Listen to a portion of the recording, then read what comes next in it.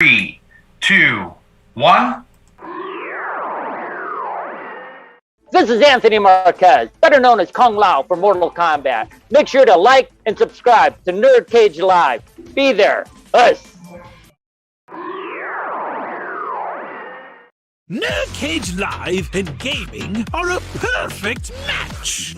Shoot the J, Joe. Okay. Shoot it! All right.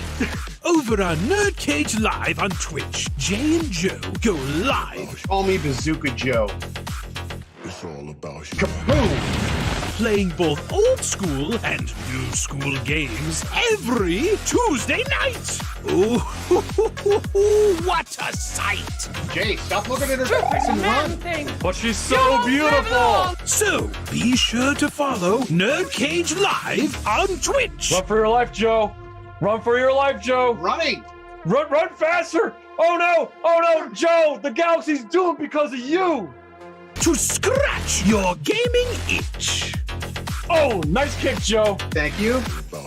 Yo, that's diabolical. Wait. Yo! That's twitch.tv/NerdCage Live.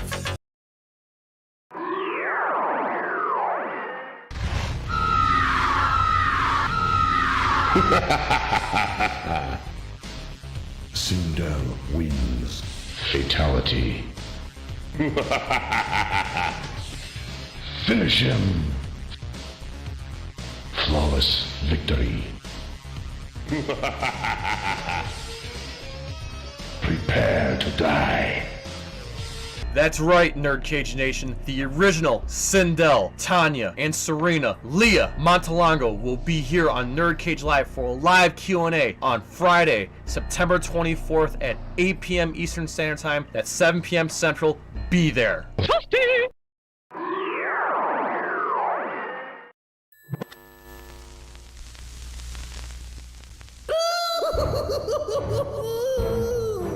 Greetings, citizens! You're now trapped in the nerd cage with your hosts Mark and Jay. We hope you have a smashing good time.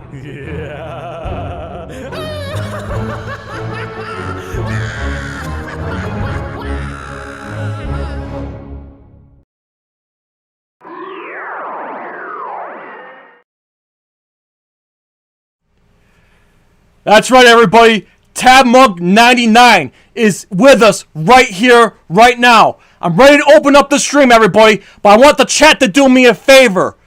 Right when I'm ready to open up the chat, I want everybody in the chat right now, tap in. Tabmok99 wins. Everybody in the chat, I want you to type in Tabmok99 wins. And then when I open this bitch up, I want to see the whole entire chat say Tabmok99 wins. So let's do this. Let's go.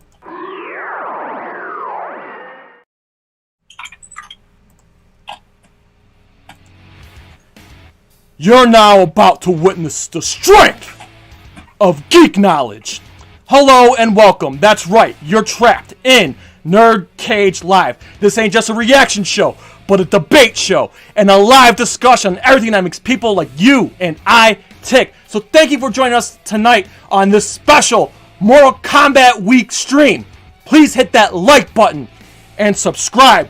I'm your co-host, Jay St. G, certified geek, 7 days a week, coming to you live from Syracuse, New York, and always among us, our moderator and trollhammer, Joe, from Fallen One Gaming. And tonight, from the realm of Florida, he's been invading realms across YouTube since the dawn of the first tournament. Ladies and gentlemen of NerdCage Nation, please welcome the CEO of Mortal Kombat fans, but he's better known as Tabmok99. How are you tonight, sir? Hey, what is going on, guys? How we doing out there? We are doing bloody fantastic. We have an awesome show for you. Thank you for coming on. But Joe, before we get started, Joe, who's in the chat right now? Oh, the chat is blowing up. We got Toku Punk Productions. What's up? We have Justin D-Force. Yes, I know him. That's the CEO of Lin Kuei fans. That's right, MK Habit. Yes, that's him. Thanks for coming in, bud. Who else we got? Joe? We also have Demon Hand, Demon Hand and Paul Tackett is in the Awesome. chat, We got some old faces, some new faces. I love it. I love it. I love it.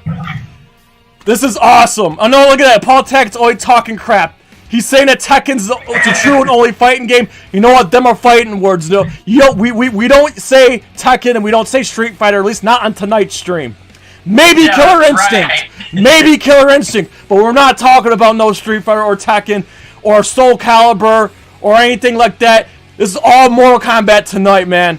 But yes, Primal Rage. Primal Rage. Yes, dude. Listen. We have a lot of kaiju fans here because I'm a Godzilla fan myself. We have a lot of Primal Rage fans in our fan base because we have some kaiju fans. We got some Mortal Kombat fans. We got some martial arts fans. We got movie buffs. We got NerdCage Nation, man. It's a melting pot, man. It's always fun. We got all kinds of nerds on this channel. Oh hell yeah, man. Hell yeah. Nerd culture. Yeah, man. Well, you guys aren't going to find a bigger Mortal Kombat nerd than me, so I'm so happy. Thank you both for having me on. I can't tell you how thrilled I am to be opening up for legends like Anthony Marquez and Lia Montelongo. That is absolutely amazing. I'm thrilled that you picked me. I just want to give a shout out to both of them. Look, Lia Montelongo has got these Sindel cups. Have you seen this? Have you seen these? They say combat comeback on them. Oh, that is freaking awesome. I'll have to get me one of those. Dude, have you seen this thing that Anthony Marquez has got? He's got these posters. Yes, now. I got one. Pick yourself up. Yes. I did see. Shout out to Anthony Marquez. I actually got mine in the mail today from him. Holy smokes. Me too. Yes. I was like, oh my God. Like I messaged Anthony. I'm like, oh my God, thank you so much. So, before we get started, let's talk about what you just mentioned, what we have going on this week. So first and foremost, and then the links are in the description, people, too. So tomorrow night, 8 o'clock Eastern Standard Time, right here on NerdCage Live, we are proud and we are humble to welcome the original Sindel herself, Lia Montelongo. It's coming on NerdCage Live tomorrow night. She's taking time off her busy schedule to be with us. I'm all sorts of excited. And I cannot wait to ask her stuff about Mortal Kombat 3, Mortal Kombat 4, and so on and so forth. But yes, Lia Montelongo, the original Sindel, is going to be here, just like you see right now. She'll be here tomorrow night. And then Saturday, holy smokes, guys, if there's any video that you should be excited about, we are premiering the first ever NerdCage Live fight critiques. And we have special guest Anthony Marquez, the original Kung Lao, who's going to be critiquing these fights. If you're a fan of Corridor Crew, Stuntmen React, well, guess what? We're putting our own spin on it. Anthony Marquez is coming in to critique some awesome movie fights from Captain America: The Winter Soldier, Highlander: Endgame, and of course, we're going to be critiquing Max Huang as Kung Lao in Mortal Kombat 2021. So Kung Lao critiquing Kung Lao. Be there Saturday night, 9 o'clock Eastern Standard Time. Link is in the description. You don't want to miss it. Dude, that sounds amazing. Both of those live streams sound absolutely incredible. I'll be there in the chat watching them right along with you guys. Thanks so much. We really want people to be at the premiere so you guys can get the genuine reaction as it's happening. You guys are gonna be blown away. Again, once again, shout out to Anthony Marquez, a big thank you, and a big shout out to Lia Montelongo. Thank you. We are looking forward to this Q&A, and we're looking forward to the video premiere. That being said, Tabmok99, man, where do we begin? You're an OG Mortal Kombat fan, so I just want you to kind of give us your first experience with Mortal Kombat. What made you a fan, and what made you go into the YouTube game eons ago, back before the first tournament began?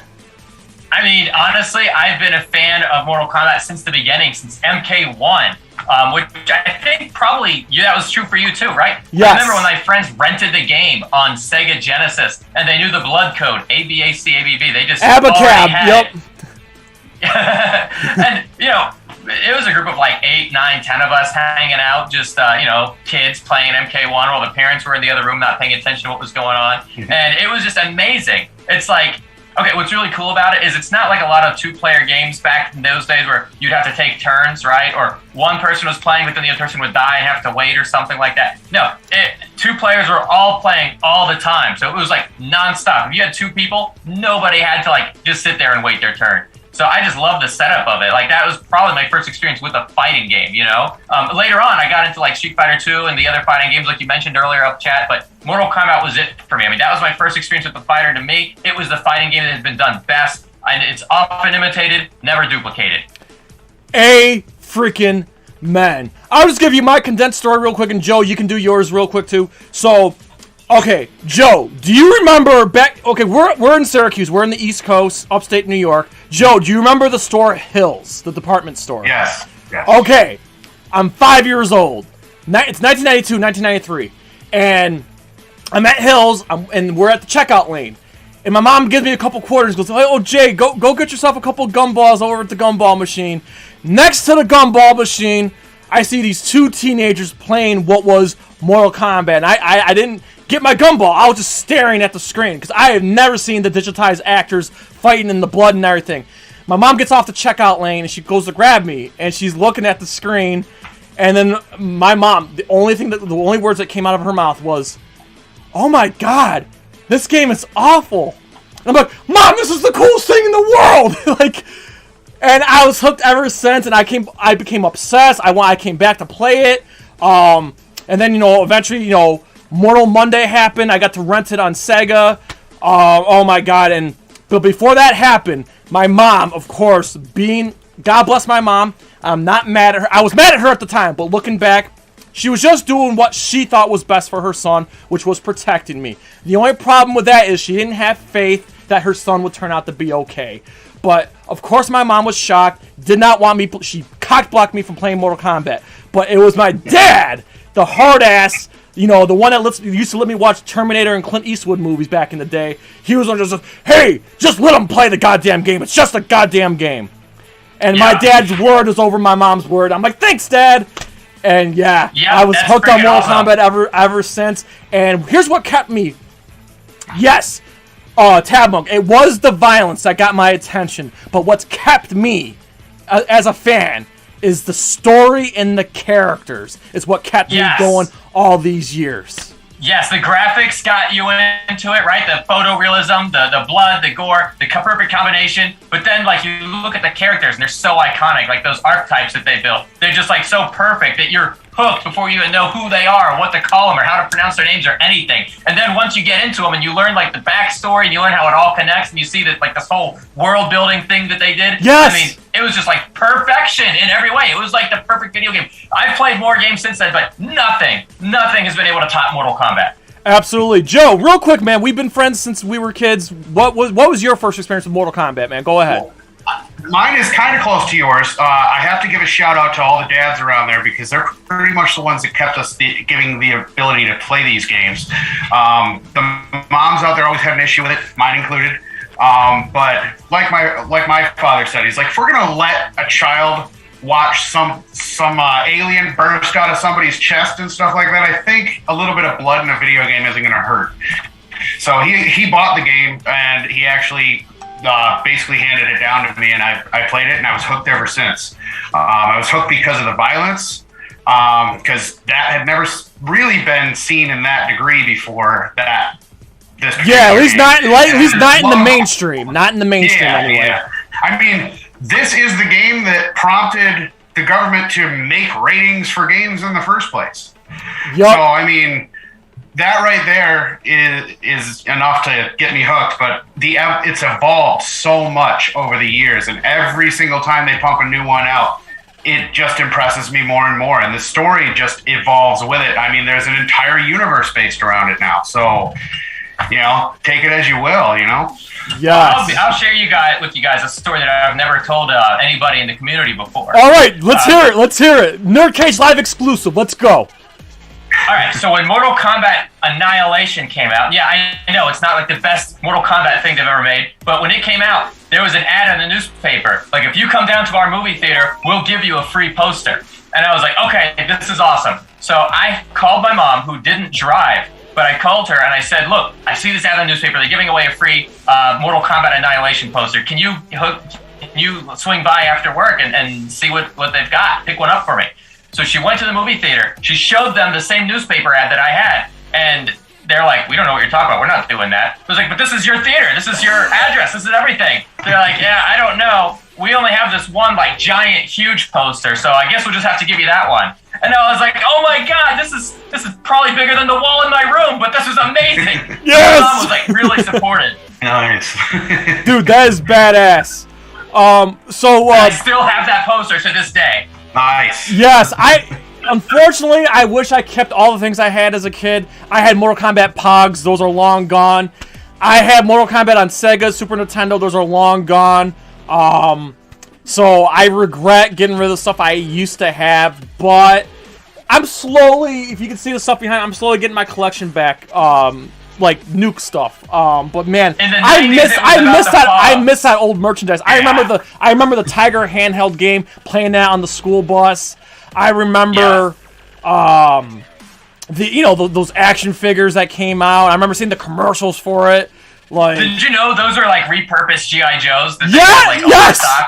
Yeah, I mean, come on! Like Scorpion and Sub-Zero had these boats. I remember seeing like they had like the boats that shot the missiles. I'm like, yeah, it's a little weird.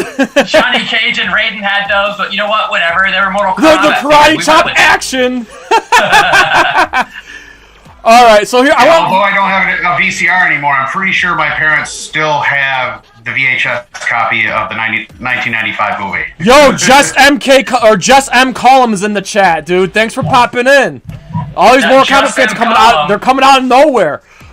Justin McCollum is the guy who made that Shinnok's amulet. I believe you might have a little animation of that. Oh, unfortunately, I did not upload that one. Whatever, I got it right here. Okay, perfect. This is awesome. So check out Justin McCollum, everybody. He makes these. He's a brilliant artist. Dude, that's freaking awesome. Yeah, you know what? You can flex all you want. I mean, it's not that I'm going to be jealous or anything, but just go ahead and flex any collection you got. I mean, I do got some pictures that you gave me that I'm going to share.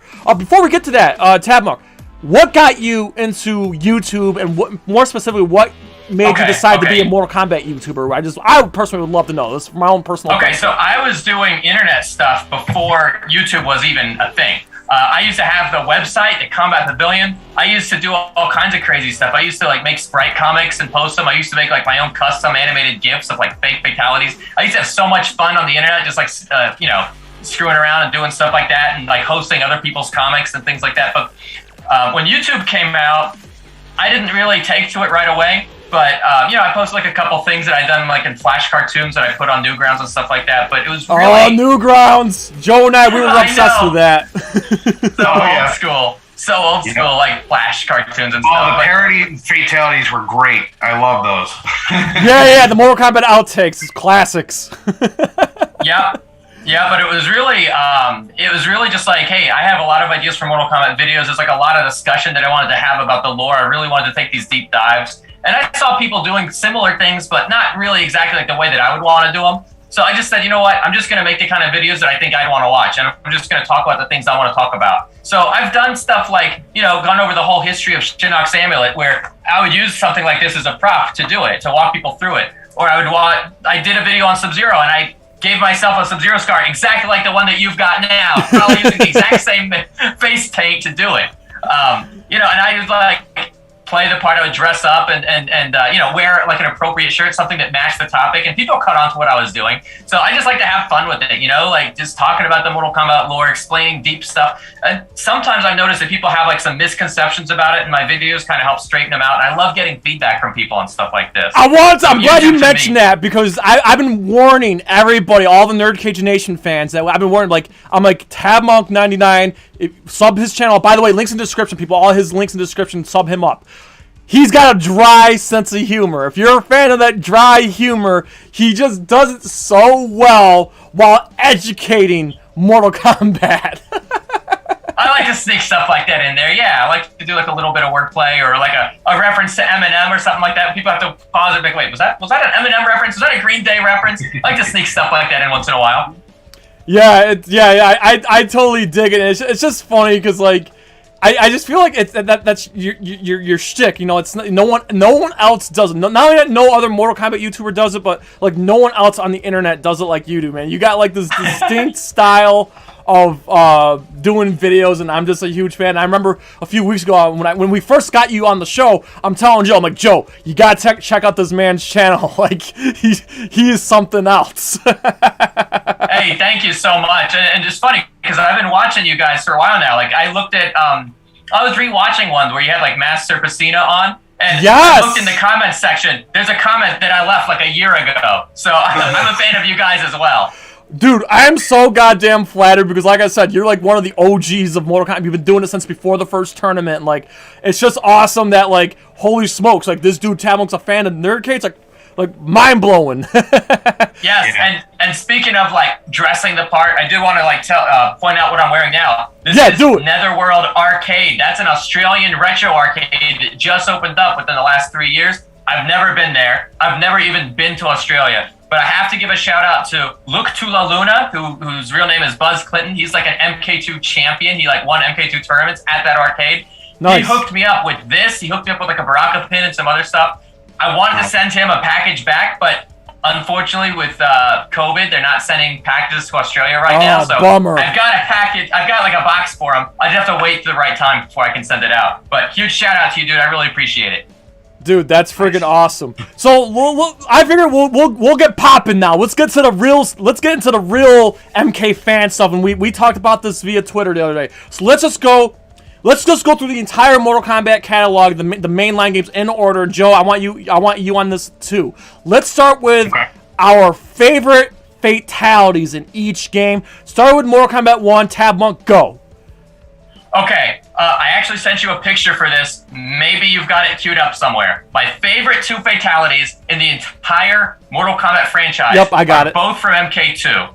They're Liu Kang's Dragon Fatality and Shang Tsung's Soul Steal. Okay. Oh my god, these fatalities are both so unique and so perfect. Do me a favor, point down, directly down. I want just point down right now. Those statues are awesome. They're on the screen right now. I love those goddamn statues, man. Where did you get them? They are amazing. If you follow a guy on Twitter, let me make sure I get his username right. You can reach out to him and see if he can get one for you. I'm going to make sure I get the spelling right. Yeah. It's... And while you do that, Joe, what's your favorite fatality from Mortal Kombat 1? Oh, yeah, good point. Oh, I got it. It's Dean Keen. It's Dean Keen. D-E-A-M-K-E-A-N. Dean Keen. He makes them. Okay, can you privately message me that to Twitter? And then, yeah, all right. So, Joe, what's your favorite fatality from MK1? From MK1, would have to be the most iconic one. It's got to be the spine rip from Sub-Zero. Yes, that one is mine too. Okay, so Tabmok, we covered Mortal Kombat 2 or 1 and 2 basically with those pictures that I just posted for everyone to see. What about Mortal Kombat 3? I will say this. As much as I love Mortal Kombat 3, yes, I like vanilla Mortal Kombat 3 as well. I know it's got people criticize it. And we will talk a little bit about that later.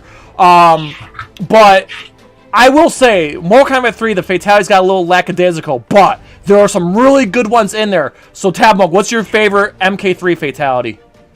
Oh, okay. It's smoke, full screen away, right? Up, forward, down. Blow up the world. Yes! Honestly, yes! I wrote a 3 on that. Yeah! I wrote a book called The End of the World Delusion, How Doomsayers Endanger Society. And when I was giving talks at libraries about this book, I used Smoke's fatality as the intro to that speech. Like, dude, that thing was just perfect. Smoke's fatality is the best there is. Absolutely. I think it's the most amusing one, too. I think for me, I mean, we all agree that Smoke Blowing Up the World is the best one. But for me, a close second, shout out to Lia Montelongo. The Scream fatality with the skin rips off. I just think it's such a unique and awesome fatality. I love it. You know what else is cool? How about the one where Sub-Zero like picks them up and breaks them in half and there's like ice cubes? That is satisfying. That one is satisfying because it's like, yeah, Sub-Zero and he's flexing his... Man, shout out to John Turk. He's an absolute beast. Mm-hmm. He still is, man.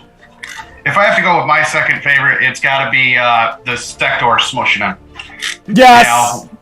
It's got to be my second The trash favorite. compactor. Yes. It's cool. The problem with the MK3 fatalities is the level of violence kind of reached cartooniness. I think they use CG to make like the arms and the legs, and they have like a million rib cages and that's just skulls. it. I thought they got a little lazy, but I still love the game. And I don't know if you watched me, Joe and I. We did a all Mortal Kombat games ranked. We had MK3 Trilogy UMK3 as our number 3, even though that's his favorite. But we had it ranked number 3 as the GOAT. Mortal Kombat game. I think MK2 is the GOAT, which we'll get to that stuff too. Okay, Mortal Kombat 4. I was blown away by Mortal Kombat 4, but what is your favorite fatality in Mortal Kombat 4, Tabmok? Oh man, the thing about MK4 is I really like the weapons. Like Sub-Zero's Ice Scepter is amazing. You can just, if you can be not Sub-Zero, steal the Ice Scepter and then freeze people. It's amazing. Fujin's crossbow all day. Fujin's crossbow all day. Yeah, well, how about this? How about Johnny Cage's alternate costume, like his tuxedo version, where his weapon is a gun? Dude, that is some next level stuff too. But I guess the fatality would probably be the one where Quan Chi beats you with your own leg. Yup, mine too. Yeah. Because the problem, not a problem, but the thing about Mortal Kombat 4 is a lot of those fatalities were just old ones, but in 3D. So seeing Quan Chi rip your leg off and beat you with it and never stop was unique. Joe, what do you... Close second is Scorpion's Toasty 3D, because, dude, when the guy's on fire and he runs around for a minute before, like, finally keeling over and dying, that's amazing, too. Yes! Toasty 3D! They couldn't do it like that in the 2D games, but they got it here. They put a little twist on it. I like that. Yes. Joe, what about you? What's your favorite MK4 fatality, if you remember? I don't know if you forgot, but I skipped MK4, remember? Shame on you! Alright, that's alright. Let's move on to number 5, Deadly Alliance. Not a lot to choose from, but Tabmok, what's your favorite from Deadly Alliance? Oh man, that's a really good question. Sonya's Kiss of Death there is like puke. Really sickening. Yeah. It's like Johnny Cage's brain rip. That to me was like over the top. Like that's probably the best fatality in the whole franchise. It's like, oh, he ripped out the guy's brain. That one's good. Mine, honestly, just because I love the aesthetic, Shang Tsung's fatality where he levitates you and every time he hits the ground, the souls come out and then he jumps on you and then all the soul. I love Shang Tsung's Soul Steal. It was a great, unique take on the Soul Steal fatality. Joe. I'll go with the Kiss of Death one. That one was pretty grotesque. Now, listen. Look, I ain't gonna lie. Mortal Kombat Deception is one of the best to this day because it was loaded with so much content. And Harakiri's, fatalities, conquest mode, puzzle combat. I mean, that shit was popping. But, Tabmok, I'll give you fatalities and how you can choose either one. What's the best fatality in Deception? Okay, Deception. I guess the best fatality there, you know what? It's the Harakiri's. I think I love the one where the guy snaps his own neck. Yes! Havoc. You know why? You know, Havoc does that, but you know what I loved about it? Is that actually happened on the Mortal Kombat Conquest TV show first. I loved that show. Do you remember? I watched it when it aired. I had the DVD set. Me too. Do you remember when Zero was like interrogating a Lin Kuei guard and the Lin Kuei like snapped his own neck so that Zero couldn't get him? Oh man, I love that. Seeing, and you know, Harakiri's were like rumored, like suicidalities were rumored on the internet. They need to bring those back! They need to bring those back! That would be a great one to bring back. Yes, they do. Yeah, and speaking of Conquest, so much differently now. yeah, speaking of Conquest, like a lot of elements from the new games borrowed stuff from Conquest. For example, Takeda. You know, that was Scorpion's character, right? He was Takeda before he became Scorpion, and they ended up using that as, you know, his protege in Mortal Kombat 10. Like, and let me drop a little bit of knowledge on you here. Yes, drop all the knowledge. I want all the knowledge. I want to bleed your knowledge. Go. There's something about Takeda that predates Mortal Kombat Conquest. If you look at the instruction manual or the website from Mortal Kombat Mythology Sub-Zero, the original founder of the Shiryu clan was a former Lin Kuei who escaped the Lin Kuei. He left, made his own ninja clan called the Shiryu, and that guy's name was Takeda. Dude, this is why you're here, and this is why I'm a fan. Joe, what do you have for... I'm still trying to think what my favorite Deception Fatality is. Oh, man, it's really, really tough. Because I feel like they really stepped it up from Deadly Alliance, and... Let me share another one with you that I think is really cool. Okay, yeah, it might make my brain trigger. Go ahead. You remember Melina, like, taking her size and, like, stabbing your feet and, like, yes! so that you couldn't move? Yes! Yeah. That was a freaking amazing use of her style. Like, little things like that they couldn't have done in 2D, now they've found a way to do them. Yeah, man, I'm trying to think. I'm gonna have to go with... I haven't played it in so long. Yeah. Oh, you know what? I know. Okay, Joe, do you remember the 40-year-old virgin? You know where I'm going with this. Sub-Zero freezes your ass, rips off your head, and then he backs up with a slide, and then like a fucking baseball pitcher, tucks your goddamn head at your body, and your body explodes. And I love it when Seth Rogen was like, "Fuck you." All right, I just remembered one. Okay, Joe, go. But it's a harakiri. Yes. Jade, when she throws her sai away and then it comes back as a boomerang and cuts her own head off. Yes. That was a Okay, we're gonna skip over Armageddon because I hated that creative fatality bullshit. Mortal Kombat 9. Well, yeah. Pretty much all the same. Mortal Kombat 9, the reboot. Tabmok, go ahead. What was the best fatality in that one? Wait a minute. We're not going to do MK versus DC? Okay, let's do MK versus DC. We can do MK versus DC. Actually, to be fair, I'm the minority. I like MK versus DC. I do. I really do. Okay, there's parts of it that I like. I know that people were like complaining about the gore, how it's not there and stuff, but the graphically, it looked better than any Mortal Kombat game had up to that point. So that was like kind of a cool thing. And the free fall. I love the free fall combat. That was great. Like that's another one I wouldn't mind them bringing back. Yeah. That was really cool the first couple times, and honestly, I think it gets old. Like if you play a lot of MK versus DC and they do that, it's like, not this again. What I did not like, I hated the close combat. I hated that. Yeah. That was stupid. But no, but honestly, Superman, his heroic brutality, yes! where like he knocks you into the ground, like Sheba did in MK3. Only you're still alive and you're still struggling, and it's like, dude, how the hell's he gonna get out of there? Yeah. I know it wasn't a fatality, but God, man, something about that made it seem even worse somehow. Yeah, I'd have to agree with that. That'd be my pick too, Joe. What about you for MK versus DC? I did like the Jokers. I like the Jokers a lot. Oh yeah, with the gun. Mm-hmm. I wish they didn't censor that, but whatever. Oh, yeah. dude. Okay, so first of all, that brings me to two things, if I may. First of all, I actually predicted that fatality like a year before the game came out. I had a feeling it's going to be the Joker and the fake out gun and then the real gun afterwards. Man, I called it. And then they brought that back for MK9. They actually changed Sung morphing into a clown and doing that fatality for real and not censoring it. Yes. I know while we're on this topic, and we'll move on, but like, Tab, I want to hear from you. Would you welcome either an MK versus DC 2 or an MK/Injustice crossover? Do you want to see another crossover, or do you want to see a sequel to MK versus DC?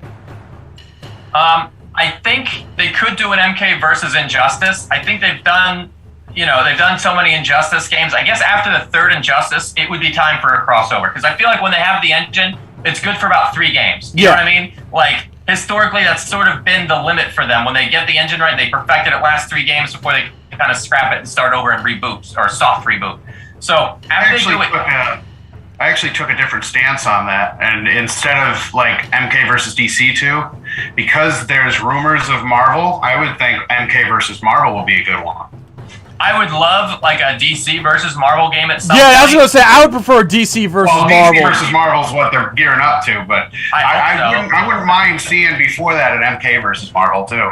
Yeah, that would be cool too. But I really think that they should make an MK versus Injustice title after Injustice 3. Do an MK versus Injustice and bill it as if it's a sequel to MK versus DC. And then look, the lore has really grown a lot since then. They could say that Kronika is doing something. The DC universe has their own like crisis stuff that they go through. Yeah, basically exactly like Kronika's meddling. They could tie it all together. And I'm glad you mentioned that, because if you pick Raiden and Sub-Zero and Injustice and the opening dialogue, before the fights, they actually mentioned events from MK versus DC. So MK versus DC did happen in the Injustice lore, because they make reference to Dark Khan. They make they make references to MK versus DC. So, and Joker remembers it. Yes. And Joker remembers it too, and Raiden and Sub-Zero are talking about it in MK11. Like they remember their Injustice adventure. They've really done a good job. MK versus DC was sort of billed as non-canon when it came out, like just a fun what-if side story. But now they've kind of opened the door and saying, you know what? It did happen. Like Kronika. Well, because that one scene in MK11 where Raiden gets the flash, of all the Liu Kang and Raiden fights. One of them was from MK versus DC. Yeah. So this happened. Yeah. Yeah, what's cool too is that MK has the whole timeline thing, and all the comic book universes have the multiverse theory, so you can kind of combine them together. Yeah. Yeah, it's a Crisis on Infinite Earth, so only now the Crisis expands to the MK universe too. Yeah. Absolutely. Totally doable. Yep. All right, so let's finish up the last three games. So Mortal Kombat 9 had some good ones. Tabmok, I'd love to hear which one was your favorite.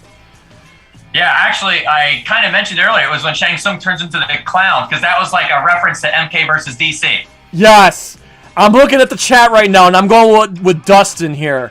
I love the Noom Saibot. Right. I love the Noom Saibot. Noom Saibot is better. He's got me there. Yes, the wishbone. Joe, what about you? I like Freddy Krueger. I like the addition of Freddy Krueger in there. That was amazing. Yeah. You might even say it was a dream come true. Oh, yeah. Oh! You did there. Okay, Mortal Kombat 10, MKX. Tabmok, favorite fatality? Oh, favorite fatality? Dude, honestly, they were so over the top by the time they got to MKX. It was just like almost too much. Like, I dial it back a bit, guys. Go back to like MK2 style. Yes, I agree, because the animations get boring. Like, seeing it over and over again, it's like, just come on, just end it already. Yeah, I feel like MK2 to MK Deadly Alliance had like the perfect level of violence. But I will say one thing that like is still like whoa is like when Goro stuffs your head through your chest. Yes, that's a good one. Mine. I'll just do it right here, right now. Hold on. The selfie. I love the selfie fatality from Cassie Cage. She's fucking boss, dude. Oh my god. I have a three-way tie. Oh, I have a three-way tie, Jay. Raiden's eye gouge. I like that. Yep. I like the scorpion nailing the head to the wall there, and Johnny Cage's "Here's Johnny." That's a good one. That's a good one. I just love it that Mortal Kombat all through the years have had a sense of humor, not just with the moves and fatalities, but the jokes, and the all right, and all that shit. All that stuff. Actually, I got a quick before we move on to Mortal Kombat 11. I got a question I want to ask you, and it's drove me nuts for years, and I know you know the answer to this. Okay. What is up with the Mortal Kombat Deadpool fatality? And you hear the what is that? Like what the hell is that? Okay. I don't really know 100%. I asked Dan Forden about that recently. Haven't heard back from him. Oh my god! So it's one that you don't even know. I'm gonna try and track that guy down. I met him at Combat Con, and I met him at E3 once before. And every time I'm with him, I know there's something that I've been meaning to ask him, and I can't think of what it is. So yeah, that's what we need to do. We need to find out what is that Omo. But I did tweet a video of that sound effect and asked him the closest thing that come up. Every time I'm like, what? Like, what's the point? Like, and they brought it back in Deception. If I recall, I think they brought it back in MK9. Like, it's drove me nuts. There's two things I can think of. One, I saw a strategy guide that claimed, whether it's right or wrong, I don't know, that the guy was saying hello in a British accent. Doesn't sound right, but they put it in print. And then the other thing was that John Tobias tweeted out like about a fake hidden character named Omo, who's like that guy in the Living Forest that's dead, but he has like a oh yeah, it kind of looks like style. Raiden. Yeah. So yeah, they could be tied to that. But honestly, we need to track Dan Forden down. And it's been driving me nuts for years. I don't know what it is, like what the point is and what the joke. I mean, it's got to be some kind of inside joke at Midway. Has to be. I want in on the joke. I want in on the joke. Come on. We will get to the bottom of this. Listen, we got to the bottom of what Braden's saying when he flies and he does a Superman torpedo. We can do it. With MK community is like a bunch of detectives out there cracking these 25-year-old yes, all these mysteries from like almost 3 decades plus now. Although I do get a kick out of the misheard voice acting, which is hilarious. It's all over YouTube. That is awesome too. You know what? We're really good at actually solving these mysteries. We're better than the Scooby-Doo Incorporated team. Yes, exactly. Speaking of Scooby-Doo, how'd you like that Shaggy reference in Battle of the Realms? Dude, that was amazing. They listened to the community on that. Listen, I laughed. But please, please, please, please do not bring in Shaggy as a guest character. No. You know listen, what, I'm not gonna lie. I'm a bitch, okay? I'm a bitch, okay? I don't like guest characters. But there are some that make sense. Like Spawn made sense. Terminator kind of made sense. But like everybody else, like I can't in my mind canonically think like it makes sense. Like Spawn I can believe because, you know, 7 Circles of Hell, Nether Realm. Terminator time travel. I just wish I had Arnold's real voice. But like Rambo, Freddy Krueger, Jason, Leatherface. I didn't care for Alien. Predator I can kind of like believe because, you know, he's hunting across the galaxy. That one I can kind of like in my mind believe it. But everybody else, like, I'd rather just have old characters back than these guest characters. I'm sorry, I get it. Be honest, I get it. It sells. I get it.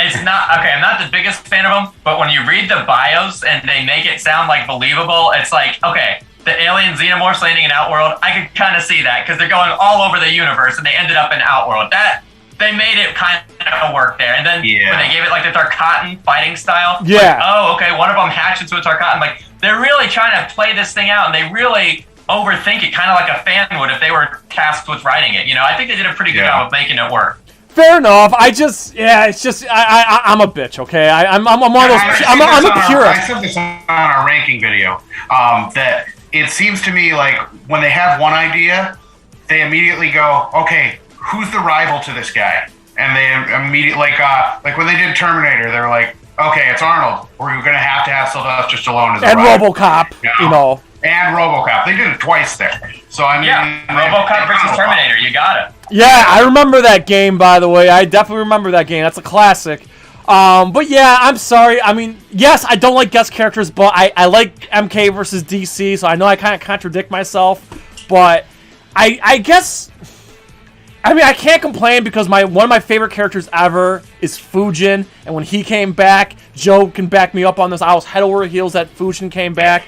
There was only one character I want to come back that hasn't come back yet, and we were teased. It was the worst cock tease in the world. No MKX. I want Serena back. Like I've been waiting. Yeah, I want Havoc back. And Havoc's my number 2. Serena number 1. Havoc's my number 2.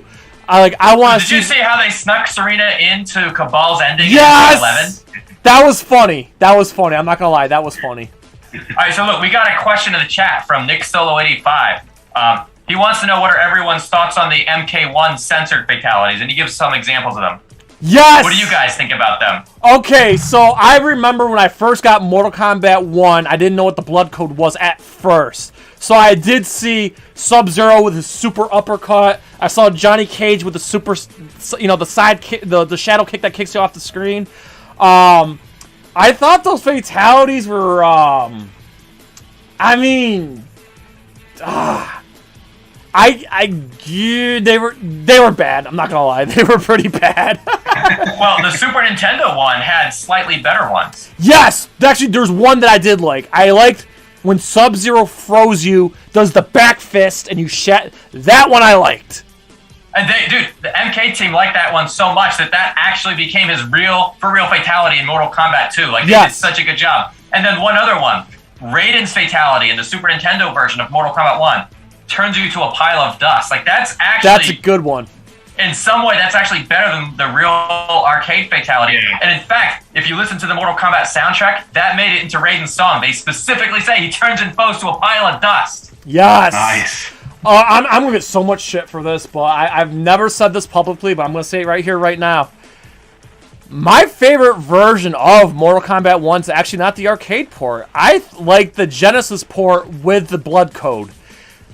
Yeah. I don't know why. There's something about the music that was made for that game, and there was something about. I felt like the gameplay was actually really smooth. Yeah, the music on the Genesis version of MK1 sounded awesome. The other MK games didn't sound so good on Genesis, but that one. Yeah, that MK1. I'll say MK1 Genesis is like the GOAT for home consoles, but Mortal Kombat 2 and 3, I prefer Super Nintendo. And that's until PlayStation came out, obviously. But at the time, during the 16-bit era, the whole Nintendo versus Sega era, which is the best era of video games ever, by the way. It really is. But Mortal Kombat 2 on Super Nintendo was so damn close to the arcade. Really close to the arcade. But I think MK1 Genesis was fantastic. And then Mortal Kombat 3 could have gone either way. But at the end of the day, I thought the Super Nintendo was a little better. UMK3 kind of got the didn't have a good port in my opinion. Honestly, because they were focusing on MK Trilogy at the same time. Yeah, Trilogy though. Next generation. Trilogy is my favorite one because it's got the biggest roster. They added the most characters to it. Honest to God, I wish. Okay, at the end of the day, the trilogy on PlayStation is probably a little better because of the roster, but the problem is the loading times and whatnot. Yeah. I wish there was a way that we could combine the N64 with the PlayStation with no loading times, but has a quality music, quality sound, the 4 bosses. Like, if there was a way, and 3-on-3. The N64 had 3-on-3. If there was a way to combine Mortal Kombat Trilogy N64 with PlayStation, it'd be like the perfect MK game. Seriously. Dude, we could do that. Somebody's probably already done it in Mugen, to be honest. I don't keep up with every single Mortal Kombat Mugen project ever. There's so many of them. It wouldn't surprise me. It wouldn't surprise me. I was going to say, PC emulation, they've got to have something like that out there. It wouldn't surprise me if somebody decided, hey, you know what? I'm going to make the definitive Mortal Kombat trilogy. I'm going to combine the best of the PlayStation and the N64, and I'm going to, not get carried away and start incorporating features from other Mortal Kombats. I'm just going to keep it to trilogy. That's it. That would be incredible if somebody could do it. Yeah, absolutely. Okay. Hey, guys, if you know about this, leave it in the comments. Tell us. Yes! Yeah. So, we're definitely went down this rabbit hole, so let's just finish up the last one. Mortal Kombat 11. Tabmok, what was your favorite fatality in MK11? Oh, without a doubt, Johnny Cage's triple decap. Yes! That's a good one! That's a good one! It finally explained the glitch. The three heads glitch. I loved it. It's such a deep cut reference. It's such a good throwback. Yes. Joe, what about you? I think my favorite one for the audio alone has got to be Noob Saibot having the clone come out and rip you in half. That's got to be my favorite. Yeah, for me. Oh man, it's tricky. I didn't really think about this one. Because I'm not gonna lie to you, I like Mortal Kombat 11, but I definitely have my problems with it. Personally, I think I'm gonna have to go with the Kerry Tagawa Shang Tsung's fatalities. I think both of them are great. I love those pretty gruesome. I just think it was just so awesome having Kerry Tagawa back, and for him to say your soul is mine and this and that. I have to go with the Shang Tsung's both of them, just because I'm a sucker for Kerry Tagawa. I do have an honorable mention. Yeah. I do like Fujin when he throws his sword and you see the guy go, no! Yes! I like that. Yeah, like I said, Fujin and Scarlet are like my go-tos and my mains in MK11, because again, I always loved Fujin. I fell in love... Mortal Kombat 4, I immediately fell in love with Fujin, because we had this long-haired character with a crossbow that we found out that it was Raiden's brother. There was more than, there's other gods out there. And I absolutely loved Mortal Kombat 4 because it felt like a war, not just like a tournament or an invasion. It was actually a war between good and evil. And the fact that we had Raiden and a fellow god named Fujin, and yes, I don't care what anybody says, I like Kai. I like Kai. Kai. He does a handstand, man. That thing is cool. Yeah. And yes, Mortal Kombat Gold. I had Mortal Kombat. Mortal Kombat Gold was better. Especially that they brought back some of the old backgrounds. In fact, Kung Lao comes back, and yeah, dude. Katana and Molina, Cyrax. Jumps off a cliff. Jarek. What was that, Joe? Remember Jarek jumping off the cliff? Oh yeah, where's my cake? Wrong, Jarek. This is not a brutality. This is a fatality. Yeah, I'm not gonna lie. I didn't care for Jarek. I loved Kai, and I loved Rico. I thought Rico was... Man, it just sucks that Rico's another one they need to bring back. I mean, it was cool seeing him in the movie, which we'll get to. I just feel like Rico's another character that, like, has slowly got... they screwed the pooch on that one, in my opinion. Yeah. All right. His lore has pretty much been lost over the years. They tried to fit him into the new movie, and it's like a lot of people are looking at him, scratching their head, going, "Who is this guy?" He didn't really look exactly like Rico, but yeah. No, not really. Okay, so let's do the same thing. I want to go back to MK1. Let's just same thing. We just said favorite fatality. We'll go through all the games. Favorite background. Start with MK1. Favorite background. Go. Oh, the Palace Gates, because I actually have one of those Buddha statues. And Pac-Man. Yes, you can't ignore those Pac-Man symbols on the wall. Alright, for me, I'm a sucker for Goro's Lair, man. Just the dungeon and the background. Those eyes. Yes! Which I'm so glad in Mortal Kombat Shaolin Monks we got to explore Goro's Lair and we saw that it was the Oni. But Joe, what's your favorite background from MK1? I was going to say the same thing, but to differentiate, we do have a background behind Tabmok that I like. That's MK2. We will get to that. That's MK2. MK1, Joe. It was still technically an MK1. It was just different. Oh, you're talking about Shang Tsung's throne room. You like that one? Throne room, yeah. Yes, that's a good one. I think a close second. I love the Warrior Shrine, man. I don't know why. You know what? Let me go back to what you were talking about for a second, Joe. Shang Tsung's throne room. Here's some trivia for you. If you play MK11 and you go to the retrograde background and you pick Shang Tsung and it throws that background in there, Shang Tsung doesn't appear in the background. They make his throne room empty, which is crazy because you never got to see that. We never got to see the chair! Yeah, well, you can see the chair now. MK11 is the only way to see the MK1 version. Now that you mention it, I have an excuse. I have an excuse to play Mortal Kombat 11 now. I'm gonna go do that this weekend. I want to see the ass print on the chair badly. Okay, so let me ask you a question. Yes. If I send you a private message through Twitter right now, would you be able to pull up that picture and load it up into the stream? Yes, but I can do it. But Joe, can you? Yeah. How about we'll do that right here, right now, and then Joe, go to Mortal Kombat 2 and talk about the backgrounds of favorite background of Mortal Kombat 2 while I do that. So Joe, if you can just kind of take over hosting duties for a moment. Okay. My favorite. I'll go first. My favorite background in Mortal Kombat 2 had to be the acid pool. I love that one. Dude, those hooks in the background, like they didn't use them for anything, but just the fact that they had these hooks on chains, they just get your mind thinking. Yeah. Okay. So what was your favorite from MK2? Believe it or not, the portal. That's a good one. I thought they could make a stage fatality of it where you like throw the guy into the portal and he gets like hit by the lightning or something. They never actually did that, but oh man, that one got your imagination cooking too. I even made a fake animation where that happens in the portal. Nice. Like that one always just captured my imagination.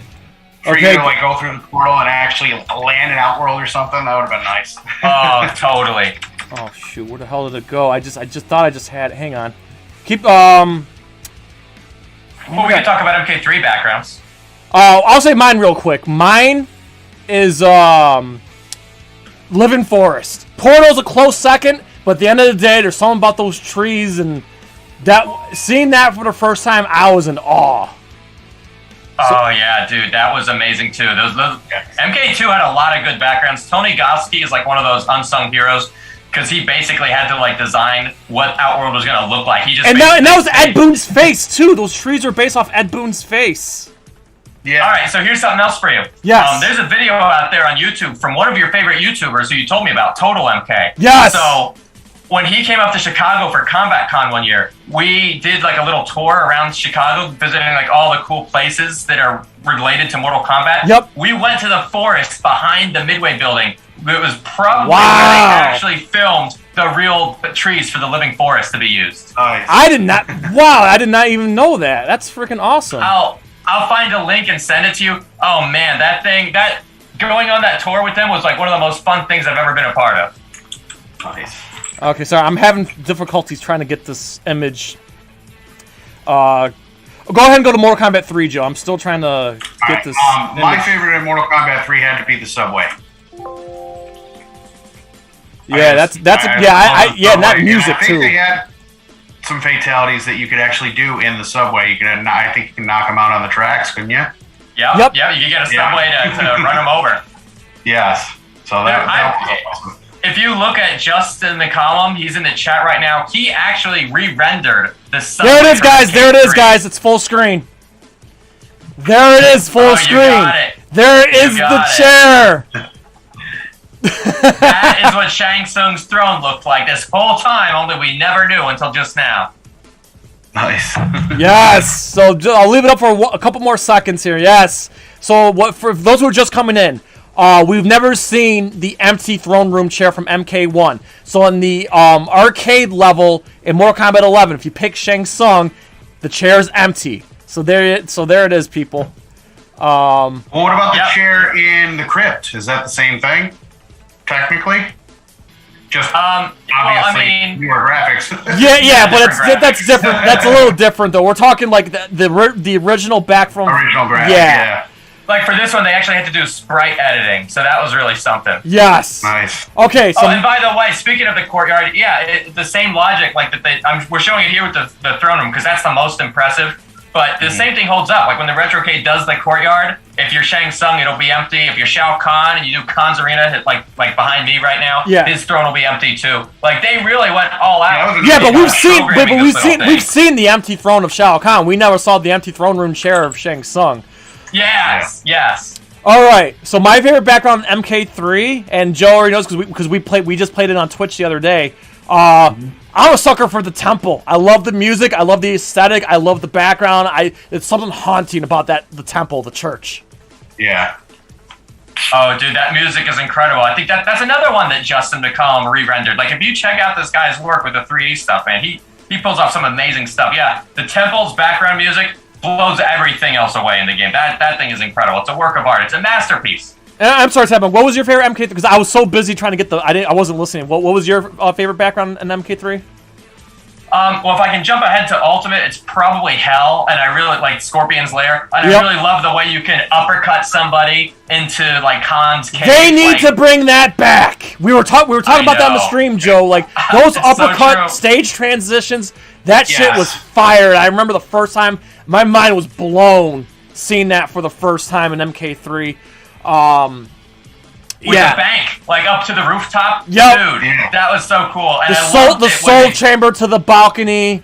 Yes.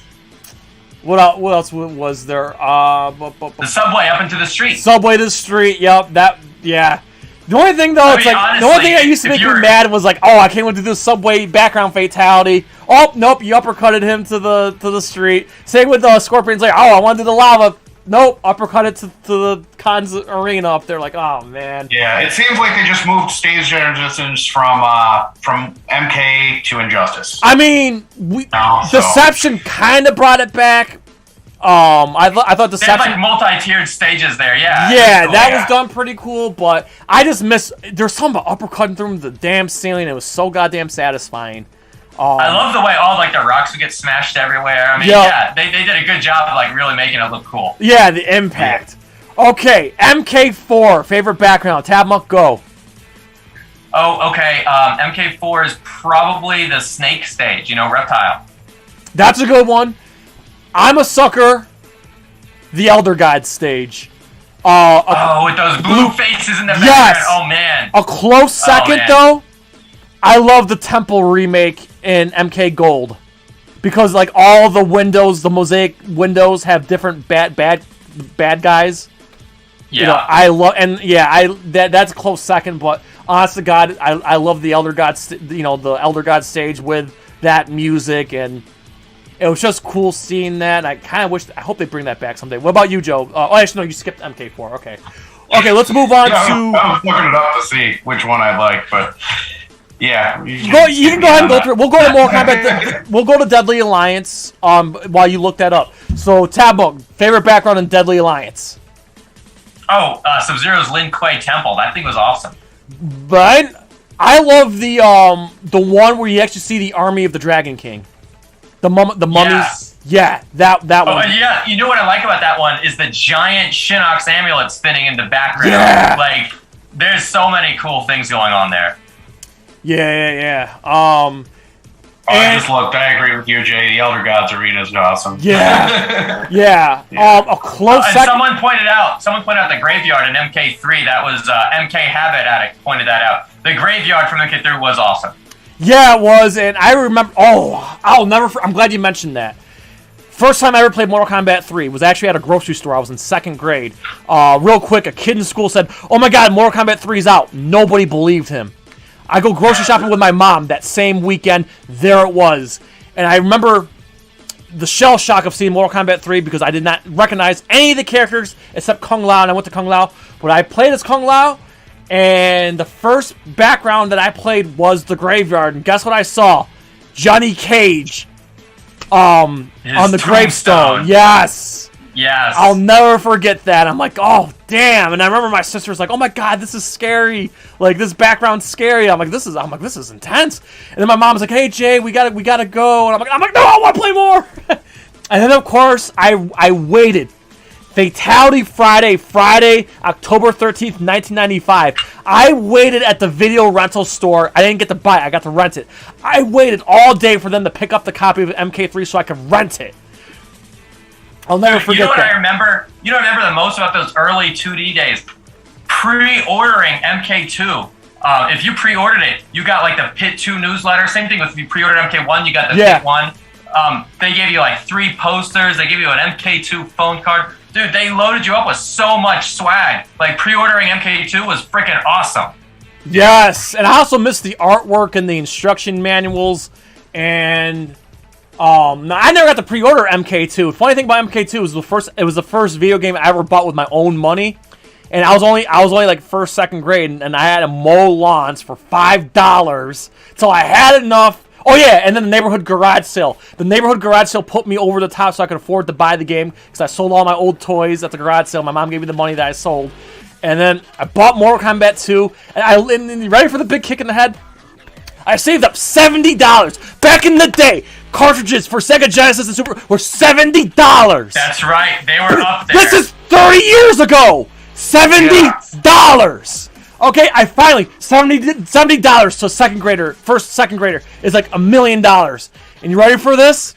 I saved up $70 enough to buy Mortal Kombat 2. I go to Toys R Us, and the girl at the checkout lane's like, "This is your lucky day. Mortal Kombat 3 is in development right now, and Mortal Kombat 2's dropped to $40." But I was excited, but I was also so mad because like I spent weeks mowing lawns for $5. For no I could have had $40 ready to buy it. But you know what else you're really lucky about? There was a warning on MK2 saying, "Hey, if you're not 17, this game really isn't for you." My mom was with me to buy it. So. Oh, okay. Yeah. My mom was with me, and of course that was during the time my dad gave me the okay to play it. But it was the first game I ever bought with my own money, and like, yeah. That is a good feeling. That is a really good feeling. Yes. Okay, so... I wish I could say the same, but Jason knows this. The first game I ever bought with my own money was Resident Evil 2. Yes. But wait, Tabmok, real quick, before we move on to the other backgrounds, besides Mortal Kombat, what other gaming franchises are you, like, really big into? Okay, well, Mortal Kombat is by far the biggest. Like, the first game I remember playing is Atari 2600, playing Breakout. Like, I loved video games even before I had a Nintendo. Super Mario Brothers was huge, but the other one that, like, was really cool to play is Super Smash Brothers, especially the N64 version, like the OG Super Smash Brothers. Oh, man, I love it. Yeah, I know. I love it. The thing that was so great about Super Smash Brothers, I don't know if Joe remembers this or not, but, like, at the time, Super Smash Brothers, we hadn't had a new Metroid game since Super Metroid. We all wondered if there was going to be a Metroid 64. Obviously, it never happened.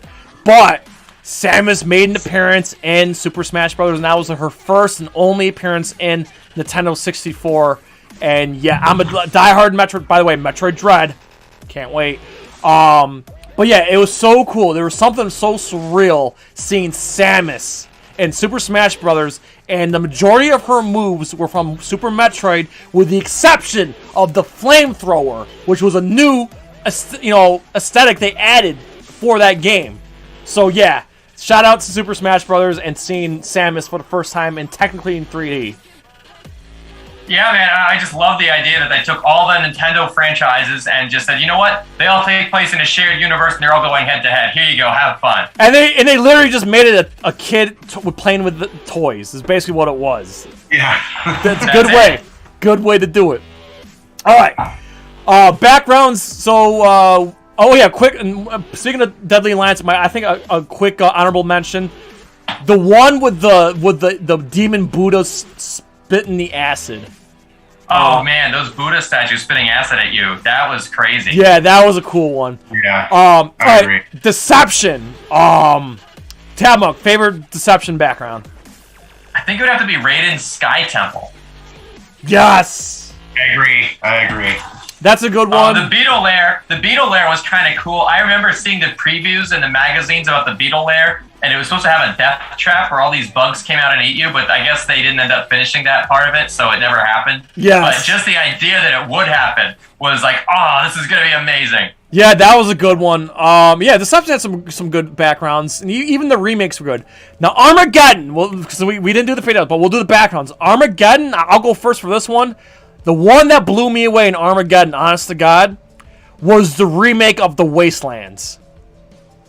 Yeah, that was cool. I loved it when you could knock the guy down the stairs. Yes, that was a good one. Oh, so what's your favorite background? What's the favorite background from Armageddon? Oh, okay. For me, it would probably be the remake of the Bell Tower. I love the fact that you could hit the guy into the bell. Yes, that's a good one. Joe, what about you? Do you remember the ones from Armageddon? I like the Meteor Storm one with the moon in the background and everything. I like that one. Yep. I'm trying to remember. Wasn't that 9 as well? No, because 9 it was the it was from the pit. Yeah. So, okay, MK versus DC. That one had some good ones. Tabmok, go ahead. I liked the Wuxi Academy, and I also liked Metropolis, where the Daily Planet's in ruins. Yes. I gotta go with the Batcave. Because I like the free fall. Joe, what about you? Favorite MKDC? I like the Fortress of Solitude. Yes, and the music. Did you notice? The music was they great. Snuck the Lin Kuei Temple into the Fortress of Solitude. Yes, that was cool. That was so cool. And I also like the fact that Themyscira and Shang Tsung's Island was a combination. Yeah. That was so cool. They had some good ones there. What was the other crossover? There was the asteroid, the destroyed asteroids there with Darkseid's Apocalypse. That was a good one. Yeah, I like how they combined the MK with DC, literally combined them. That was so. Again, I liked MK versus DC. All right. Yeah, it was cool. And then, hey, going back to the Metropolis one, do you remember that part where you would run through parts of the stage and it would turn into a test your might thing in the middle of the match? I love the test your might. Those were cool too. Those were cool. Actually, that's another part. That's another mechanic. Again, I love the free fall, but that was a good mechanic too with the test your might, rolling them through the walls there. Okay, Mortal Kombat 9. The majority of them were either remakes or some of them were combined together. Yeah. So go ahead, Tabmok. Favorite MK9 background? I really like the subway. I like the fact that they brought in posters for the Special Forces and for like Johnny Cage movies. They did that in MK Armageddon too, to be fair, with the subway. So that's kind of what started that whole thing. There was a lot about MK9 that was so love. I mean, every single background was awesome. Even seeing the temple.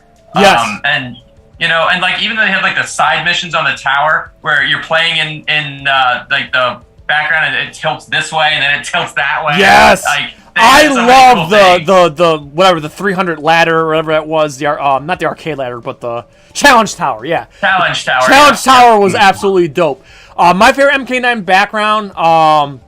It's a close. I have to say it's a tie between the remake of the Forest, the Living Forest, because you can finally, well, besides, I mean, Shaolin Monks did it first, but it was cool throwing them into to get eaten by the trees. But I think the other one is, I love the Pit remake. They combined MK1 and MK2 Pit, and like the night background, the day background, yeah, it was amazing. So I think it's a tie between the Living Forest and the Pit, but if you have a gun in my head, I'd probably pick the Pit. Joe, what about you? And they did add like a Shang Tsung statue garden. That was like something that we haven't quite seen before, so that was kind of cool. Yeah, that was a nice one. That was kind of like the Palace Gates meets the Warrior Shrine, kind of. They threw in like a Goro statue, they threw in like a Baraka statue. They did some cool things with it. Yeah. Joe, what about you? What's your favorite MK9 background? I like the flesh pits. Personally. Yes! That's a good one. Awesome. Original one, yes. Yeah. Yeah. I'm sorry, I'm reading the chat right now, and everyone's like, Jay, we've never seen you geek out this much before. See what this man, Tabmok, does to me? When I got like another MK fan, we just geeked the hell out. I'm sorry if we're going down this rabbit hole. Okay. Mortal Kombat. Wait. While you're geeking out, can you give us a Mortal Kombat yell? Like a shot. Like oh! Let me step away from the mic. I don't want to wake up my neighbors either. Yeah. You've hurt your Mortal Kombat! Sorry, that was toned down because I don't wake the neighbors. I live in an apartment building. All right, Mortal Kombat X. Now I'm not gonna lie to you. Mortal Kombat X and I felt like had weak backgrounds, but the Cove, where the bodies wash up on the dock and you see the like the skeleton island in the back. That one was cool. Tabmok, one was unique. Yeah. What about you? What's your favorite MKX background? Oh man, it's like you said, the backgrounds were all a little bit watered down.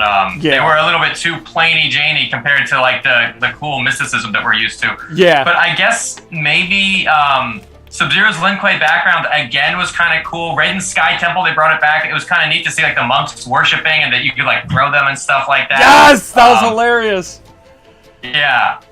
Yeah, they did some fun things with it. They lost some of the mysticism that we've seen in every other Mortal Kombat game up till now. But those two things, they were done right. Yes. Joe, what about you? I like the NetherRealm Crossroads background.